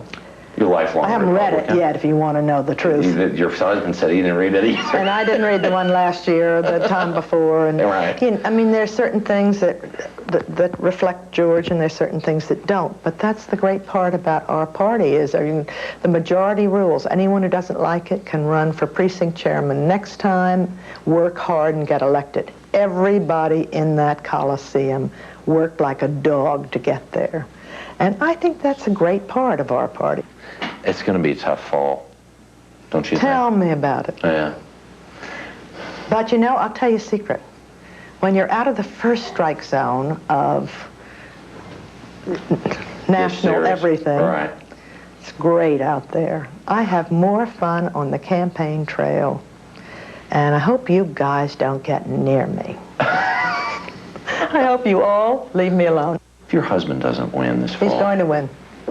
What effect do you think it's going to have on him? Well, of course he'd be disappointed, but he's going to win. But there's a lot out there that he can do. It's good to see him. It's good to see you. I see you ended on a dumb note. Of course he's going to win. The president's speech tonight may help determine whether Mrs. Bush's optimism is justified. Let's go back to Paula in New York for the rest of this morning's news. All right, thanks a lot, Harry. We have some international news to talk about now. Relief planes have resumed the risky trip into the Bosnian capital of Sarajevo. The airport was reopened to air flights, or aid flights, that is, this morning, after warring parties promised not to attack the planes. And the UN announced that all sides have agreed to put heavy weapons in the area under UN supervision. Finally, some fresh pictures of Fergie, the estranged wife of Prince Andrew, were splashed across British newspapers this morning. Barry Peterson reports she wasn't alone, and she wasn't wearing much. It wasn't the emperor who had no clothes, but Fergie, topless and tactless at the same time. The pictures laid bare her relationship with American millionaire John Bryan. The two were vacationing together in the south of France. Until now, he's insisted he was a family friend and financial advisor. Sniffed the press? Some advice. Bryan tried to stop this tidal wave of tabloid titillation, but a London court said the papers had the right to print. And within minutes, the presses were rolling and the TV commercials had started. In tomorrow's Daily Mirror, pictures that will not amuse the palace. The royal family is at Balmoral Castle for a royal vacation, which now is a royal mess. Fergie and her children have been exiled from the castle to a nearby cottage. The press had a field day with that one as well. Some here are talking about things like invasion of privacy or is the royal family dead? Serious issues, things to be debated. Assuming, of course, you can get past the Fergie version of what I did on summer vacation. Barry Peterson, CBS News, London.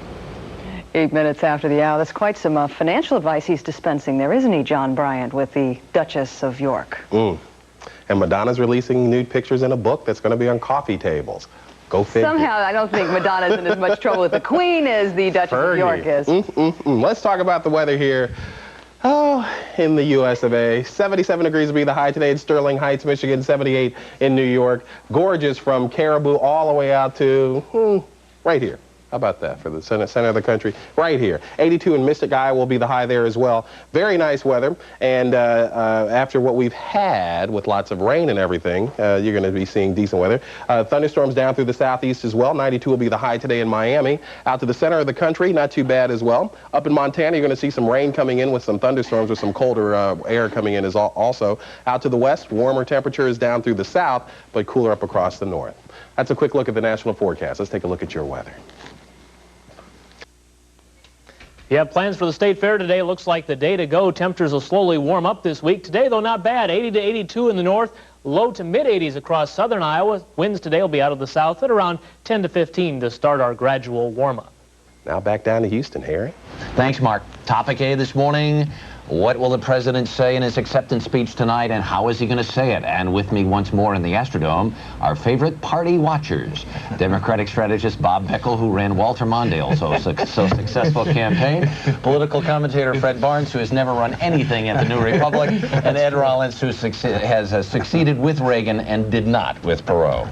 Succeeded to get him out of the race. Why don't we start with that? Because he's out again, making these appearances. He was on with Dan Rather last night. He says, I am sort of in, I'm sort of out. What's going on? It's a tragedy what's going on. He's playing with his volunteers. My sense, Ross Perot got his ego so damaged when he quit that he doesn't want his obituary to be that he's a quitter.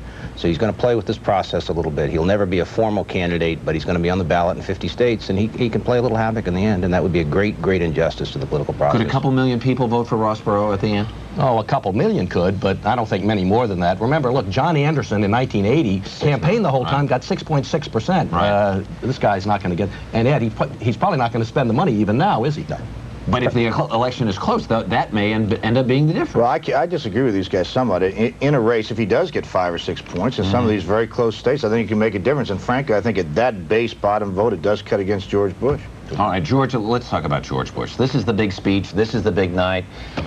So far, have the Republicans made a case for themselves? And if they haven't, they've got a chance to do it. What's the latest you hear from, what's the inside skinning on this speech? Well, they finally have one. That helps. It took a while. It wasn't easy now. Well, Jim Baker comes into town, and there are all these talk about people that he's brought with to help tweak this speech. Well, he's been getting faxes in Wyoming. He's been on top of this thing anyway. Right. Basically, what you're going to see is a speech where Bush is going to talk about a domestic desert storm. We really saw a preview of this speech in the one that Jim Baker got the day it was announced that he's going to become White House Chief of Staff. Right. You know, we have this whole reform agenda. I'm going to work on that in the second term the same way I worked on foreign policy in the first term, with the same vigor and so on. Yeah. Go ahead. Well, no, I was just going to say, I think you saw a little bit of what you're going to see tonight from Barbara Bush. I thought, by the way, I thought that was one of the most graceful speeches I've seen. It was the best of the week. But by the way, I have to make this point. I figured out where Pat Buchanan was the last couple of days. He was giving Marilyn Quayle speech lessons on content and delivery. That was one of the, I will get into that in a minute, but unbelievably bad speech. Yeah, I know you loved it, Fred, of course. It was great. But I think Bush is going to take this somewhat to the personal side, too. And I think Barbara Bush gave us an indication of that. And frankly, I think that will probably work for him, including a little mea culpa. I haven't done the best job, to say the least. Does he apologize? Does he get up there and say, I screwed up, I should have broken my promise? No, I think he will. I think he will, because particularly this audience that he made the promise to, was a very cutting issue. I think if he comes out and talks about those 22 kids that were on the stage, his sons, grandsons, daughter, and talks about the future tonight and uses them as example. It's my grandkids and your grandkids that I'm doing this for, and here's the reason I want a second term. Then I think he's got a good hook, and I think it'd be very powerful. Yeah, that kind of spontaneity with the family out there last night, that planned spontaneity is always the best spontaneity at conventions. It's quite a picture. It's quite a picture. Oh, yeah, it is really a great-looking family, and it's a very nice family. On the other end of it, though, there's a guy sitting out there saying, I'm not sure if I've got a job in 6 months. He said, where has this guy been? I feel like all these months that went by when I knew there was a recession, and they kept saying, no, there isn't, no, there isn't, no, there isn't. Why should I trust him tonight? Well, he's going to say, I don't know whether people will trust him, but he's going to say, I was working on killing communism.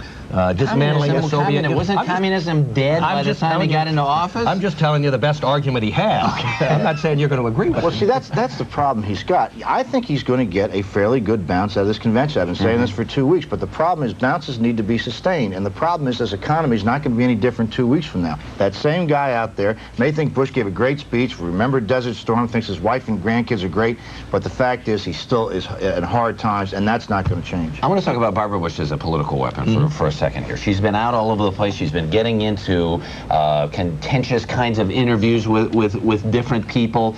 America loved her sort of as the nonpartisan first lady. Is it a mistake to get her out and get her so politically involved? Absolutely. I mean, not in the sense of using her as an asset. She's a tremendous asset. Right. The mistake would be if she or Marilyn Quayle get into this partisan, taking shots at either Clinton or Hillary or any of the rest of it. I think we've all got to back away from Mrs. Clinton. Obviously, she represents an awful lot of working women in America. I think the critical thing is this president has to talk about the future. He has to convince voters to take a second look at him.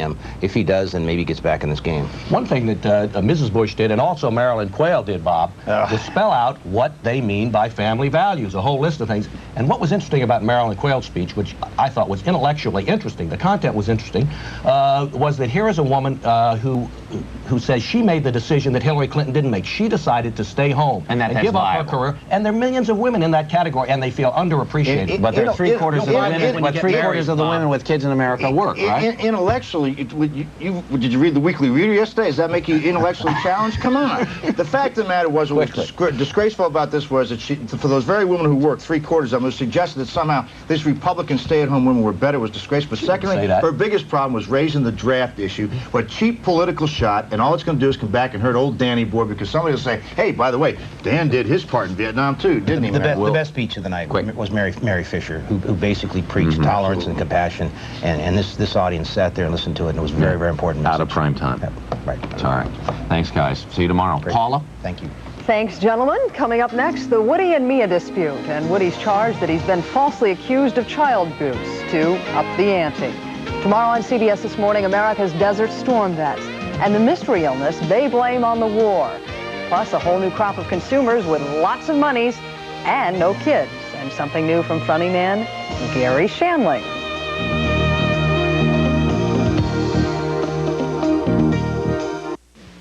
It's no longer near, it's here. Final closeout on 92s at Noble Ford Mercury. 49 down delivers every new Ford and Mercury at final closeout prices. When they're gone, they're gone. New Mercury Topaz loaded, $89.95. New Ford Escort Sedan, $91.50. New Ford F-Series from $9,900. New Ford Explorers from $14,800. The final 92 closeout today at Noble Ford Mercury, Indianola. When they're gone, they're gone. You know what tastes better on Grant's Farm bread? Toast tastes better, jam is nicer. Everything tastes better on Grant's Farm bread. Spreads taste livelier, pickles are crunchier. Everything tastes better on Grant's Farm bread. And why? Because Grant's Farm tastes so good all by itself, and it's cholesterol-free. Beef is tastier, peppers are snappier. Everything tastes better on Grant's Farm bread. Everything tastes better on Grant's Farm bread. Taste 'em. Starving Artist Group Emergency Liquidation Art Sale. For one day only, save up to 50%. Huge sofa-size original oil paintings from $19. Smaller paintings from $3. Thousands of beautiful original oil paintings by talented professional artists with absolutely no painting over $49. Starving Artist quality at rock-bottom Starving Artist prices. Emergency liquidation sale this Sunday only at the Sheraton Inn Des Moines. Huge sofa-size original oil paintings from $19 this Sunday only at the Sheraton Inn, 11 to 4. Why go to America's biggest coat outlet for Levi's jeans? Because you can get Levi's Relaxed Fit 550 jeans at Burlington Coat Factory's famous low prices. Jeffrey, hitting is wrong. You're bigger, you're stronger, you cool off and you don't hit. Period. Is that understood? Is it? Well, is it? Take time out. Don't take it out on your child. A public service message from the National Committee for the Prevention of Child Abuse.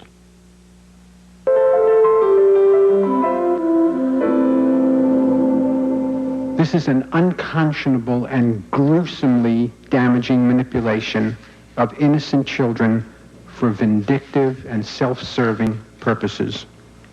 It is not just Woody Allen accusing Mia of making up child abuse charges.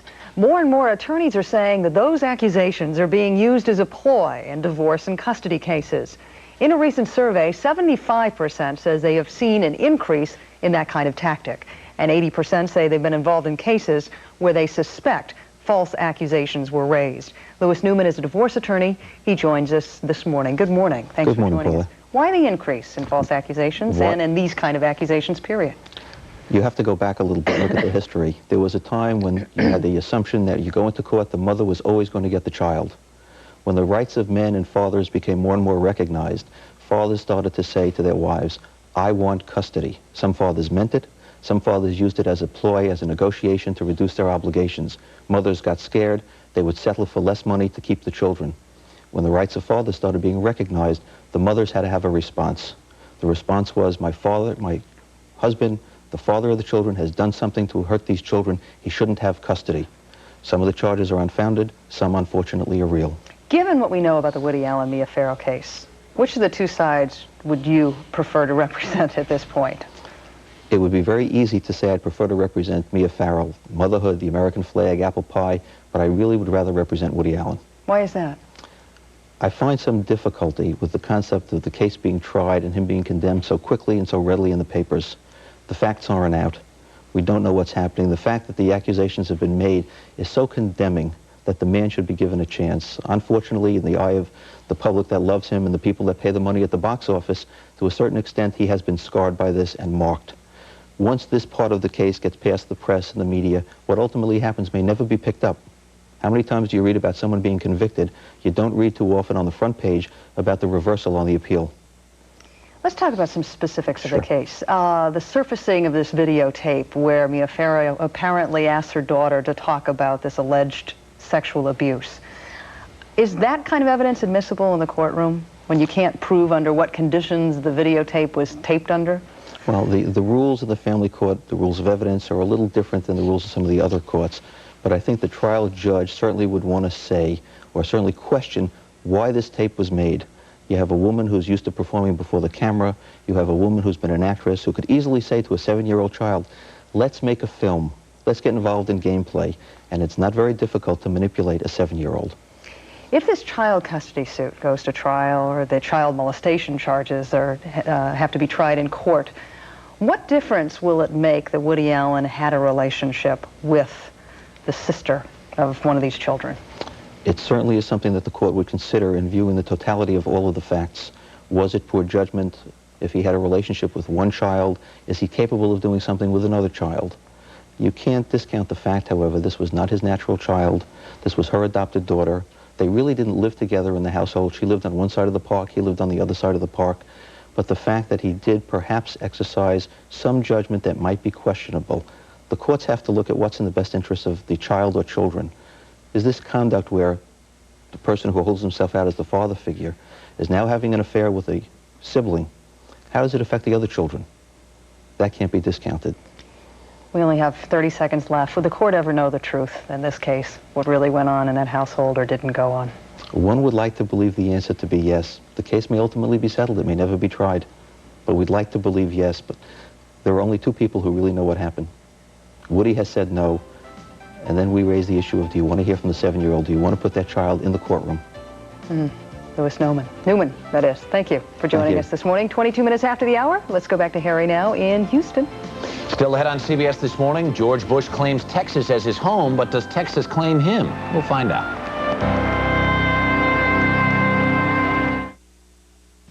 Starving Artist Group Emergency Liquidation Art Sale. For one day only, save up to 50%. Huge sofa-size original oil paintings from $19. Smaller paintings from $3. Thousands of beautiful original oil paintings by talented professional artists with absolutely no painting over $49. Starving Artist quality at rock-bottom Starving Artist prices. Emergency liquidation sale this Sunday only at the Sheraton Inn Des Moines. Huge sofa-size original oil paintings from $19 this Sunday only at the Sheraton Inn, 11 to 4. This is it. The sale you've been waiting for is at the Leather Shoe. For a limited time, thousands of pairs of clearance shoes are half price. That's right. Save like never before on men's and women's shoes in all your favorite brand names. Now at half price. Now is the time to buy. Remember, the leather shoe is the size specialist. No other store in Des Moines offers you more sizes, service, and selection. Don't wait. Hurry in for tremendous savings while they last at the Leather Shoe in Merle Hay Mall. Wow, great car. But why didn't you buy Honda or Toyota? And pay more? It has everything I want. Standard analog brakes, power steering, power door locks, AM/FM stereo, and a no-deductible warranty. Who makes it? Pontiac. It's a Grand Am, the #1 selling model for General Motors. I can see why. You know, you should buy one. Yeah, you're right. See your Golden Circle Pontiac dealer. Why go to America's biggest coat outlet for Levi's jeans? Because you can get Levi's Relaxed Fit 550 jeans at Burlington Coat Factory's famous low prices.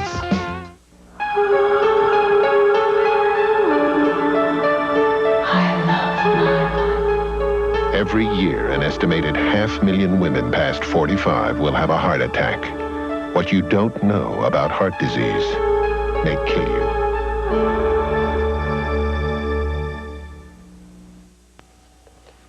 Good morning, John McLaughlin with this TV8 News Break. Things looking good for the Iowa State Fair. Plenty of sunshine today. Temperatures will be in the 80s all the way through the weekend. Right now we have a temperature of 59 degrees and more on the forecast coming up in a few moments. Well, the gates are open at the Iowa State Fair, and we have a few things that you might like to know. The fair will remain open until 1 o'clock in the morning all the way through August 30th. It's 8 to 1. Admission is $5, but children under 11 can get in for free. If you have questions about the fair or events, you can call 1-800-545-FAIR. Earlier on the TV8 Morning News, we talked to Fair Director Marion Lucas. He says fairgoers can look forward to a lot of new attractions, many of them for free. Well, we try to add something new every year, and of course this year, once again, we put more emphasis on the free entertainment, and Up with People's a tremendous show, you know, and I think people enjoy that. Aerobics is something new for the fairgoer. I think they'll certainly enjoy that show too. Lucas says the fair is still trying to raise money to fix up some of the older buildings on the fairgrounds. So far, they've raised about $90,000 and hope to double that amount of money during the fair's run. And when you're out at the fair, be sure to stop by the TV8 booth and say hello. It's right outside the Ag Building. TV8 will be live at the fair every day at noon, and also Mary Brubaker hosting a daily show at 3:30. Croquet contest will be going on throughout the day, 3 times a day, in fact, for cash prizes. America West Airlines is expected to pull out of Des Moines International Airport within the next month, but not if city leaders have their way. This morning, Des Moines Chamber and airport officials left for Phoenix to talk with America West, going to try to convince the air carrier to stay. Well, at this point, we don't have a package to offer, but we'll certainly be trying to find from them what they might be interested in. We're very optimistic that we can get them to stay, but again, a lot of it depends on their financial situation, which only they know. America West offers direct flights to Phoenix and Las Vegas, popular routes for Iowans, especially during the wintertime. If America West leaves, passengers will have to connect through other cities or fight layovers. A riverboat is heading to Sioux City waters to become Iowa's first floating casino on the Missouri River. The former tour boat has left its New York dock and is expected to arrive in Iowa next month. New owners say they won't be taking any bets on the floating casino until sometime in November. Well, it looks like we could see record attendance at the Iowa State Fair because of some great weather coming up. We'll detail the forecast after this. Suzuki Incorporated announces the 2 for sale. 2 new Suzukis for 1 low price. Now you can have this fun-to-drive Suzuki Sidekick 4-door with 4-wheel drive and this really sporty Suzuki Swift 2-door, both for only $389 down and $389 a month. That's right, you can get both for $389 down and $389 a month. With payments this low for 2 new Suzukis, imagine how little only 1 would be. The 2 for sale at Suzuki Incorporated, a great deal at 4515 Merle Hay Road on the Merle Hay Auto Mile in Des Moines. Weather over the next couple of days will remain fairly tranquil for this time of the year. We're looking for partly cloudy skies this morning, but mostly sunny later today. A high temperature in the low 80s. Winds today southeasterly at around 10 to 15 miles an hour. For tonight, mostly clear skies. Temperatures in the lower 60s with light winds out of the south and east. Tomorrow, winds picking up a bit out of the south. That will mean slightly warmer temperatures, 82 to 85, the expected high. And the extended forecast for the entire state of Iowa. We'll look for mainly dry weather. The chance of rain should be quite slight from Saturday through Monday. Highs mainly in the 80s and overnight lows in the 60s. Here's a look at current conditions in the metro area. 59 degrees with southeasterly winds at 7, 80% humidity. The barometer rising right now at 3017. Again, join us today at noon. We'll have live coverage as the Iowa State Fair gets into full swing. That's it for now. We'll see you later.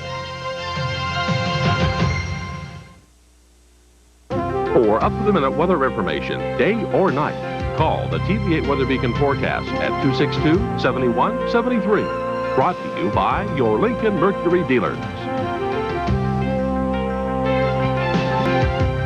Attention furniture shoppers, Don's Furniture has just received a semi-load of new living room groups from a leading U.S. manufacturer, and they're all on special to be sold out immediately. These stylish sets have solid oak lifetime guaranteed frames, and Don is offering them in complete 7-piece room groupings, which include the sofa, the love seat, 3 Ashley occasional tables, and 2 decorator lamps.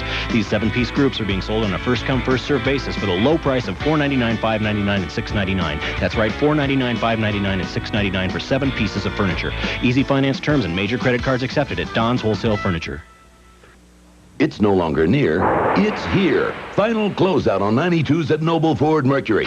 49 down delivers every new Ford and Mercury at final closeout prices.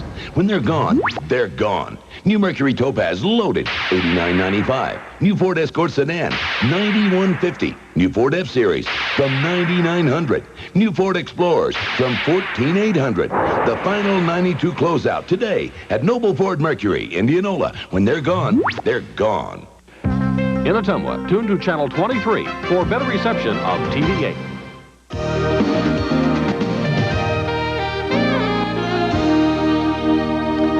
You're looking live at a picture from the Astrodome in Houston, Texas. The reason there's so many people piled up there at the podium, all the photographers, is President Bush is due in here in a couple of minutes for a photo opportunity. Some people said it was a mic test, but we looked up at the sound booth and there's nobody up there. And if he comes in and has anything to say, we'll make sure we get that on television for you. Welcome back to CBS This Morning and our continuing coverage of the Republican National Convention. I'm Harry Smith in Houston. Morning, Paula. Good morning, Harry. How you doing this morning? Really well. Good. We're going to also meet a family in this half hour who I think will really inspire a lot of you. They have adopted 2 Russian children, both of them orphans, both of them amputees, and the father's an amputee as well. Their story coming up a little bit later on this morning. Mark? Actually, Mark will be along a little bit later this morning to talk about Hal Ketchum. Okay. Time now. We're gonna howl at the moon, shoot out the light. It's a small town Saturday night. It's a small town Saturday night. Hal Ketchum's had 4 top 10 hits off his latest album, and he will sing for us a little bit later on this morning. And Mark McEwen will be joining him. Back to Houston now, and Harry. Thanks very much, Paula. Tonight, President Bush goes before his fellow Republicans and the nation to present his case for a second term. Mr. Bush got the party's formal nomination late last night. And this morning, I asked Housing Secretary Jack Kemp what Mr. Bush wants to do if he gets 4 more years. To reform our welfare system, to create more jobs in our inner cities and throughout the country, to change the way we tax people and spend money, to bring the deficit under control, but most importantly, to get America growing in such a way as we can meet the competition of this world here as we edge into the next century. We'll hear the president's own promises for the future in tonight's acceptance speech. Right now, Paula has more news from New York. Thanks, Harry. Family values are a major theme of the Republican convention, but the Democrats are building on that issue, too. Bill Plant has that. The Democrats had their own family event on the day the Republicans celebrated family values.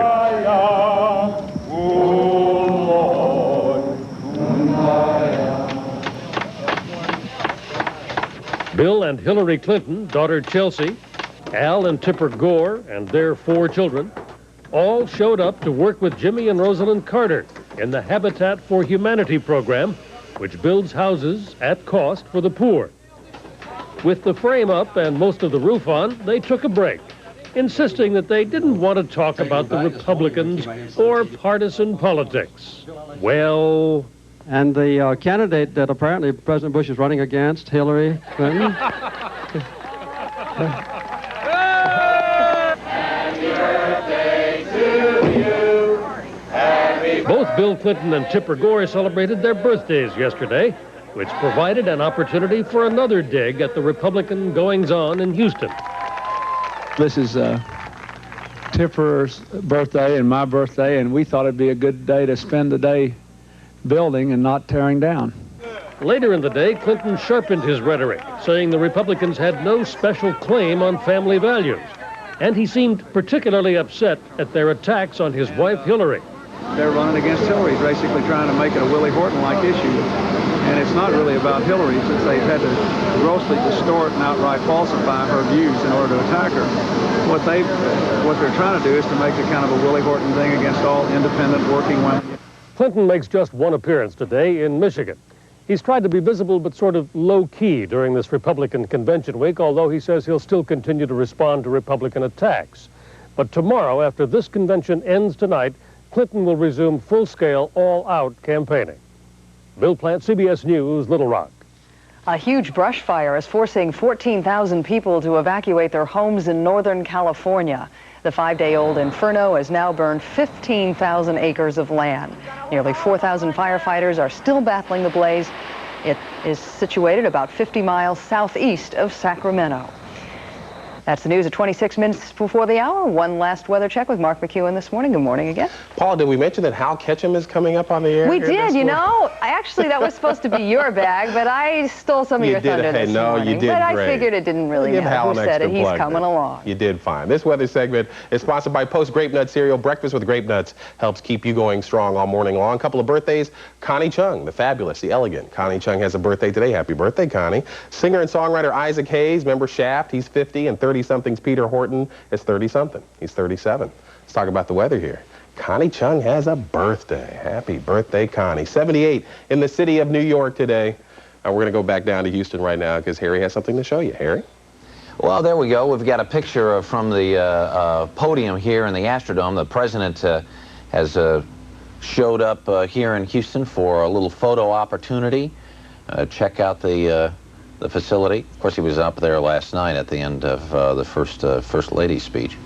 Big night for President Bush tonight. He's been way behind in the polls. They've seen some jump of late, but they've got a long way to go to catch up with Bill Clinton. It's a lot riding on this speech. I guess the mic is open. Let's These listen. seats were already there. This thing is hot. These seats were there, weren't they? Yes, sir. They've been sitting there all the time.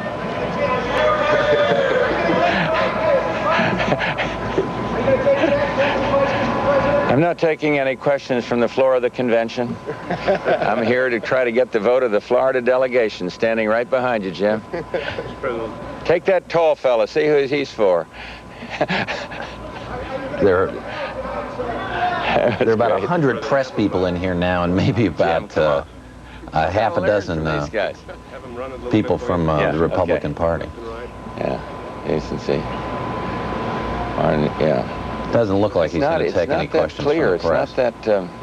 It's not what you have to. How are you? Well, that's the picture that the White House wanted to get on television this morning, so I guess we've complied and put it on. You get more contrast right now because If he says anything over the next couple of minutes, we make sure we'll get it on tape and turn it around for you.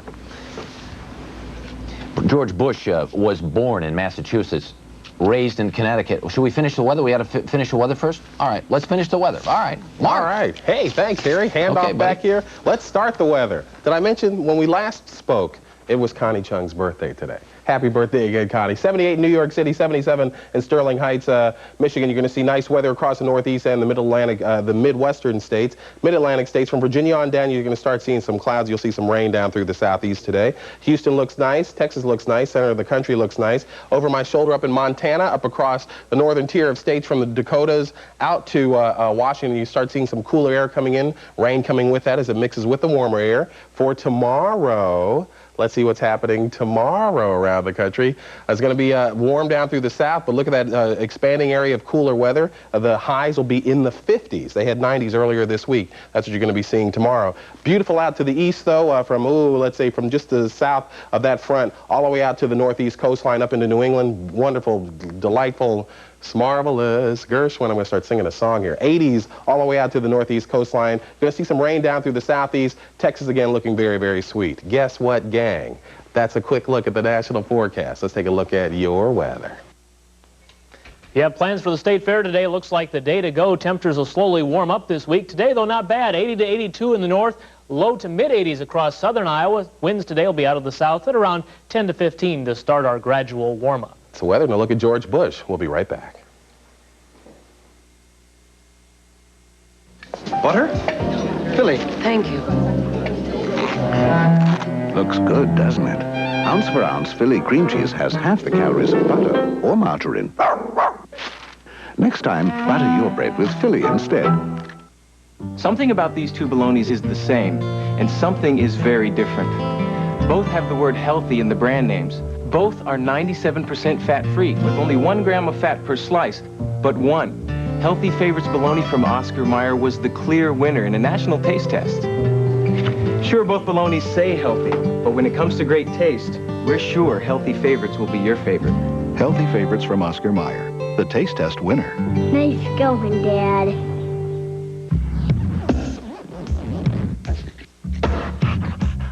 You got kids? You got germs.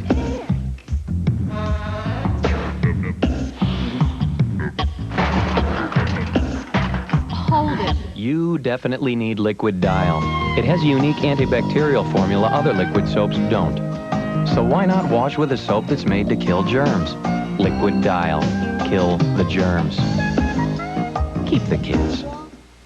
What happens when you pack this much juicy, bursting flavor in carefree sugarless bubble gum? It sets you free. Now when the opera's like a noose, carefree shakes my big caboose. Let the bursting flavor set you free.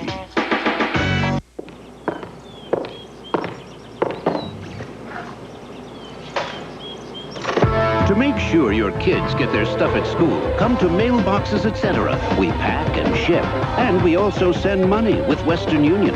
Because although they change a lot at school, one thing stays the same.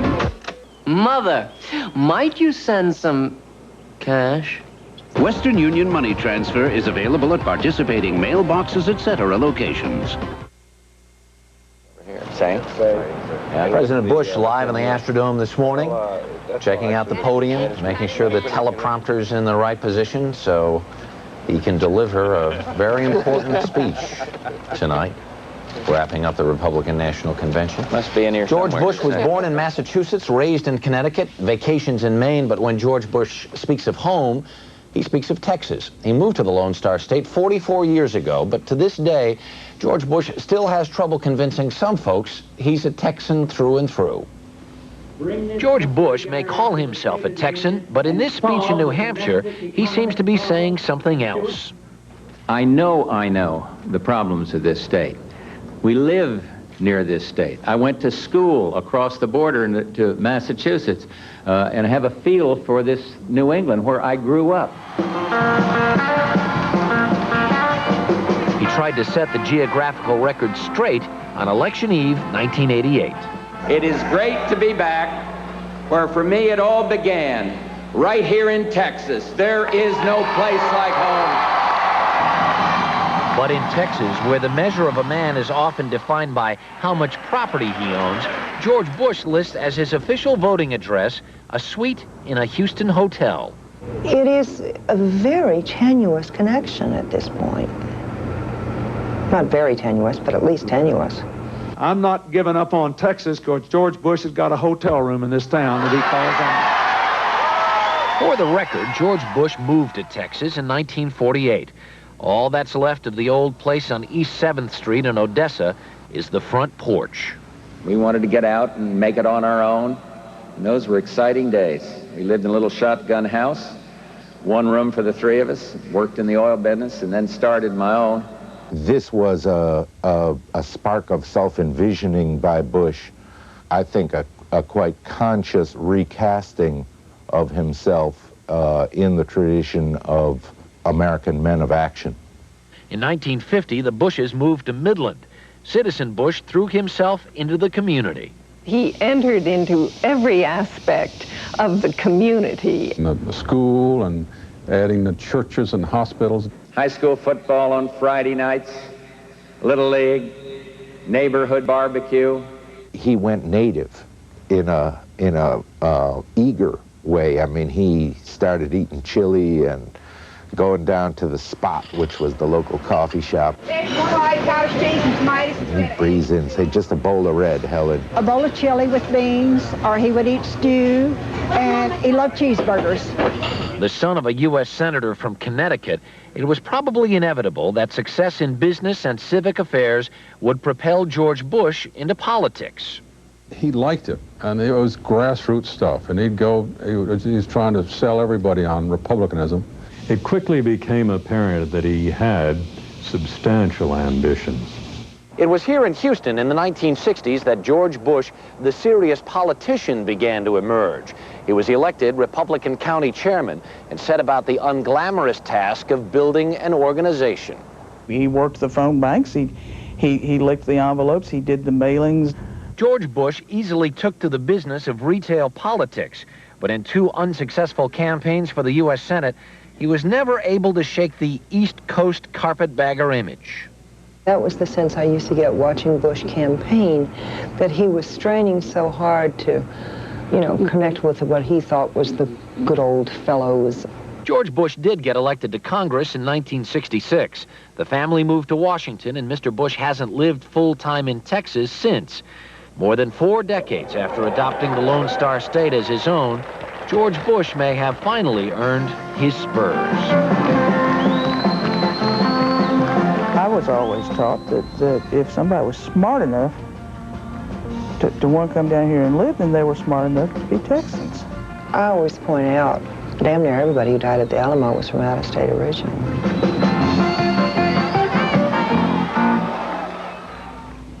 George Bush still in the Astrodome, still on the podium, still checking things out here.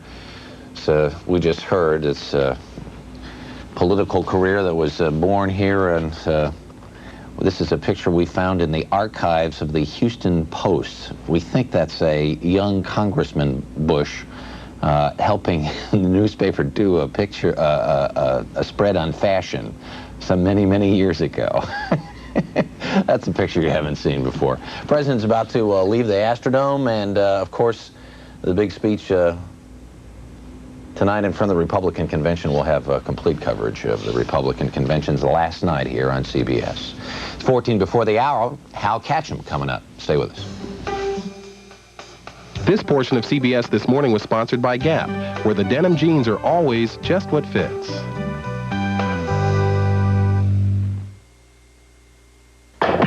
Whoa, yeah. Want you to rock me. Rock me all night long.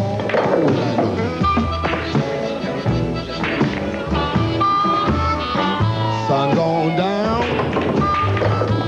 moon begins to rise. I want you to rock me till you make me satisfied. You know, I can still remember the very first candy given to me by my grandfather. It was Werther's Original, and I was 4. I had a little trouble opening that shiny golden wrapper, but then, well, I'll never forget that first taste. Sweet and creamy and just plain good. But there was something else, too. I remember feeling I must be somebody very special when my grandpa gave me his wonderful butter candy. So, now I'm the grandfather. And what else would I give my little grandson but my Werther's Original? He's somebody special, too.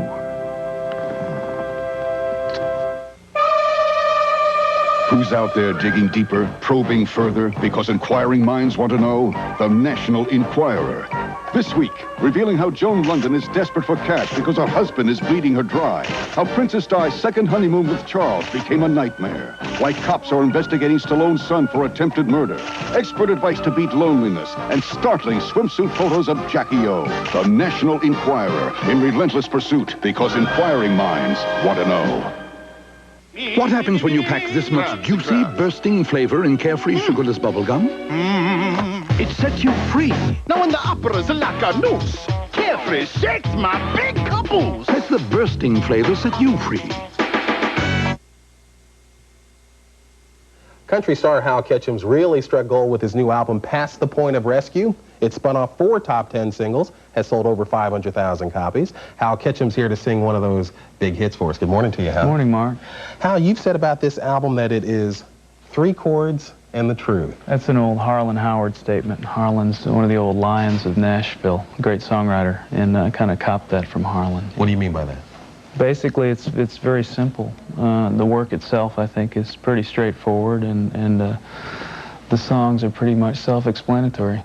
Well, you know, one thing that's interesting about country, it used to be everybody came from the South or came from Nashville. You're from Greenwich, New York? Yeah, I grew up in upstate New York. How did country sort of get into your bones up in upstate New York? I think by osmosis. My father particularly liked a lot of the Bakersfield stuff in the 60s and had a great record collection. And I think I just grew up crawling around listening to it and it snuck back out of it. When you talk about Bakersfield stuff, you're talking about Buck Owens? Buck Owens, Merle Haggard, yeah, some of those records. Yeah. You got one of the hits is an old pop song called 5 O'Clock World by the Vogues, I believe. Yeah, the Vogues. Yeah, cut it. I think they released it in '64 or '65. Yeah. What brought you to that song? Alan Reynolds, one of my producers, wrote that song. That got him out of his day job, and I've been doing it live in the shows and getting a great response. Well, that's cool. What's it like going, having this success with the record doing very well and big hits on the album? It's the realization of about 10 years' work on my part, and it's a very comforting thing. Feels good. Well, Hal, thanks for being with us this morning. Congratulations. You're going to sing 5 O'Clock World for us? Yeah, I'll do it. All right. Would you play for us? I'm going. Take care. Thanks.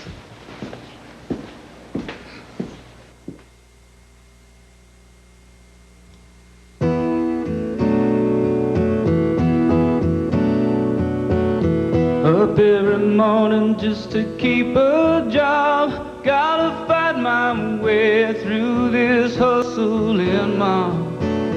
Sounds of the city pounding in my brain while another day goes down the drain. But it's a 5 o'clock world when the whistle blows. No one owns a piece of my time. There's a 5 o'clock me inside my clothes, thinking that the world looks fine, yeah. You're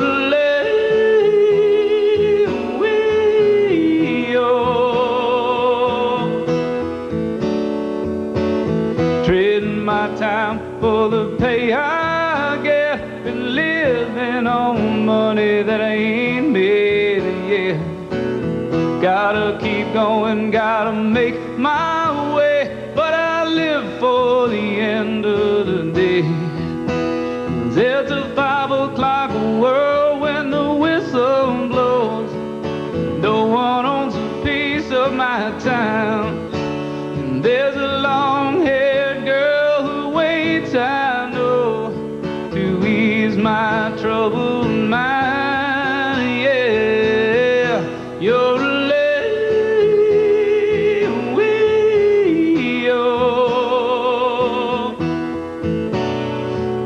shelter of her arms, everything's okay. She talks and the world goes slipping away. I know the reason I can still go on when every other reason is gone. In my 5 o'clock world, she waits for me. Nothing else matters at all, 'cause every time my baby smiles at me, I know that it's all worthwhile, yeah. You're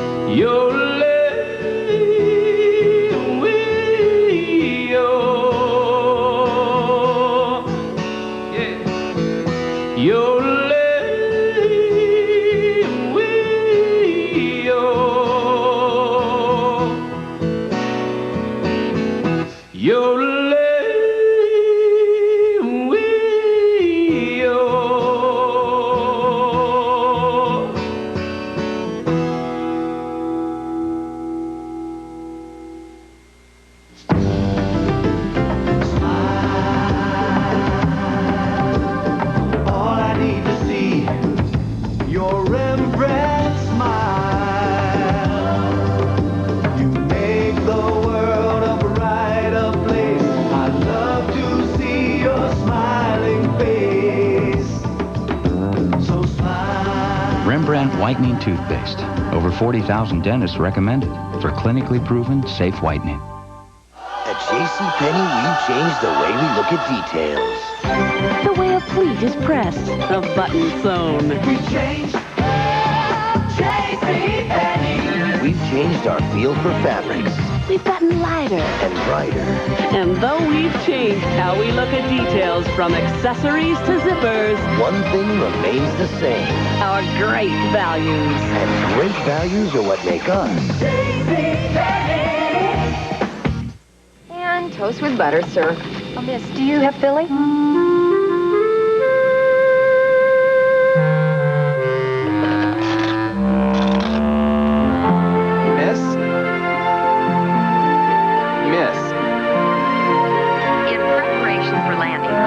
I'll take that now, and please fasten your... It's not just the taste. Philly cream cheese also has ounce for ounce half the calories of butter or margarine. Next time, butter your bread with Philly instead. At Red Lobster, it's going, and soon to be gone. Our full pound of shrimp special. Whoops, overflowing your plate. A full pound of shrimp. There's so much, you may need a doggy bag.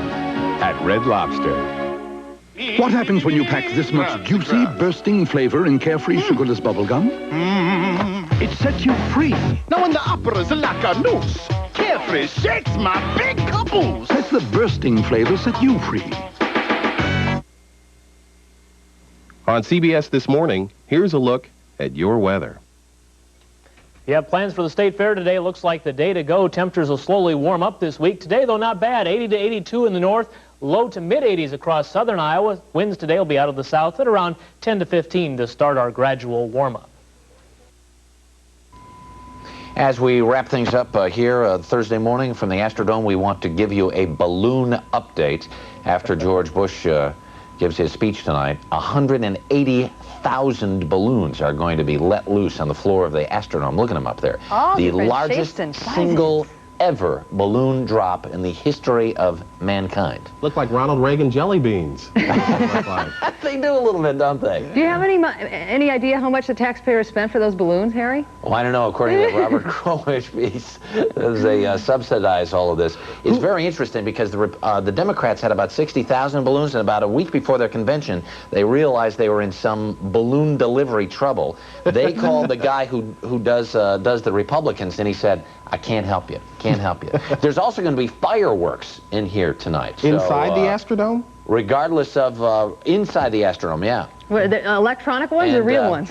Yeah. I'm going to show you something because this was a real problem. Monday night, Ronald Reagan gave a speech, and then the balloon, there were about 60,000 balloons that were supposed to come down. It turned out to be a dud.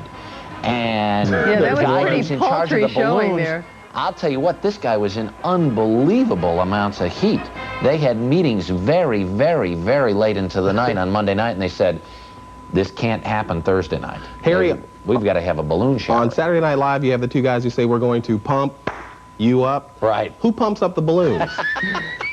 I think a giant machine. Is there one guy? I will tell you one, the guy in charge of the balloons, Treb is his name, actually started as the guy who would make the balloons at Disneyland, make the little balloons at Disneyland. Yeah. That's how he started in this business, and now this is what he does all over the world. If they don't fall down, his name will be Trebidation. Oh, Mark's up. I'm working here. Tonight, George Bush, Dan Quayle give their acceptance speeches, and that'll all be seen right here on CBS beginning at 9 Eastern, 8 Central, 6 Pacific, and tomorrow. We'll be back here from the Astrodome. Guys?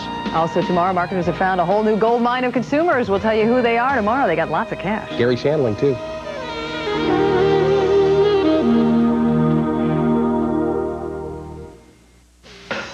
True stories of cops on the spot. You want to see him dead? Just look back. True stories of unbelievable crimes. They had ended the life of a human being without even giving it a second thought. True stories of men and women, on duty and off, in defense of the law. This was different because I had to think about the little boy and my wife. True stories you'll always remember. True stories they'll never forget. Chop Cops. Thursday night at 7 here on TV8. This vehicle can take you as far as your ability and imagination will allow, but only if you don't bail out. Brought to you by the United States Air Force. This is CBS. And do you, Doug, take Diane? Doug and Diane are about to do the hop. The hop to the great taste And by of the Highlight from Wells Blue Bunny. Highlight is so high in flavor and so light in calories, it's a perfect marriage. With so many tantalizing flavors, it'll set your taste buds dancing. Hop over to the best light taste in America.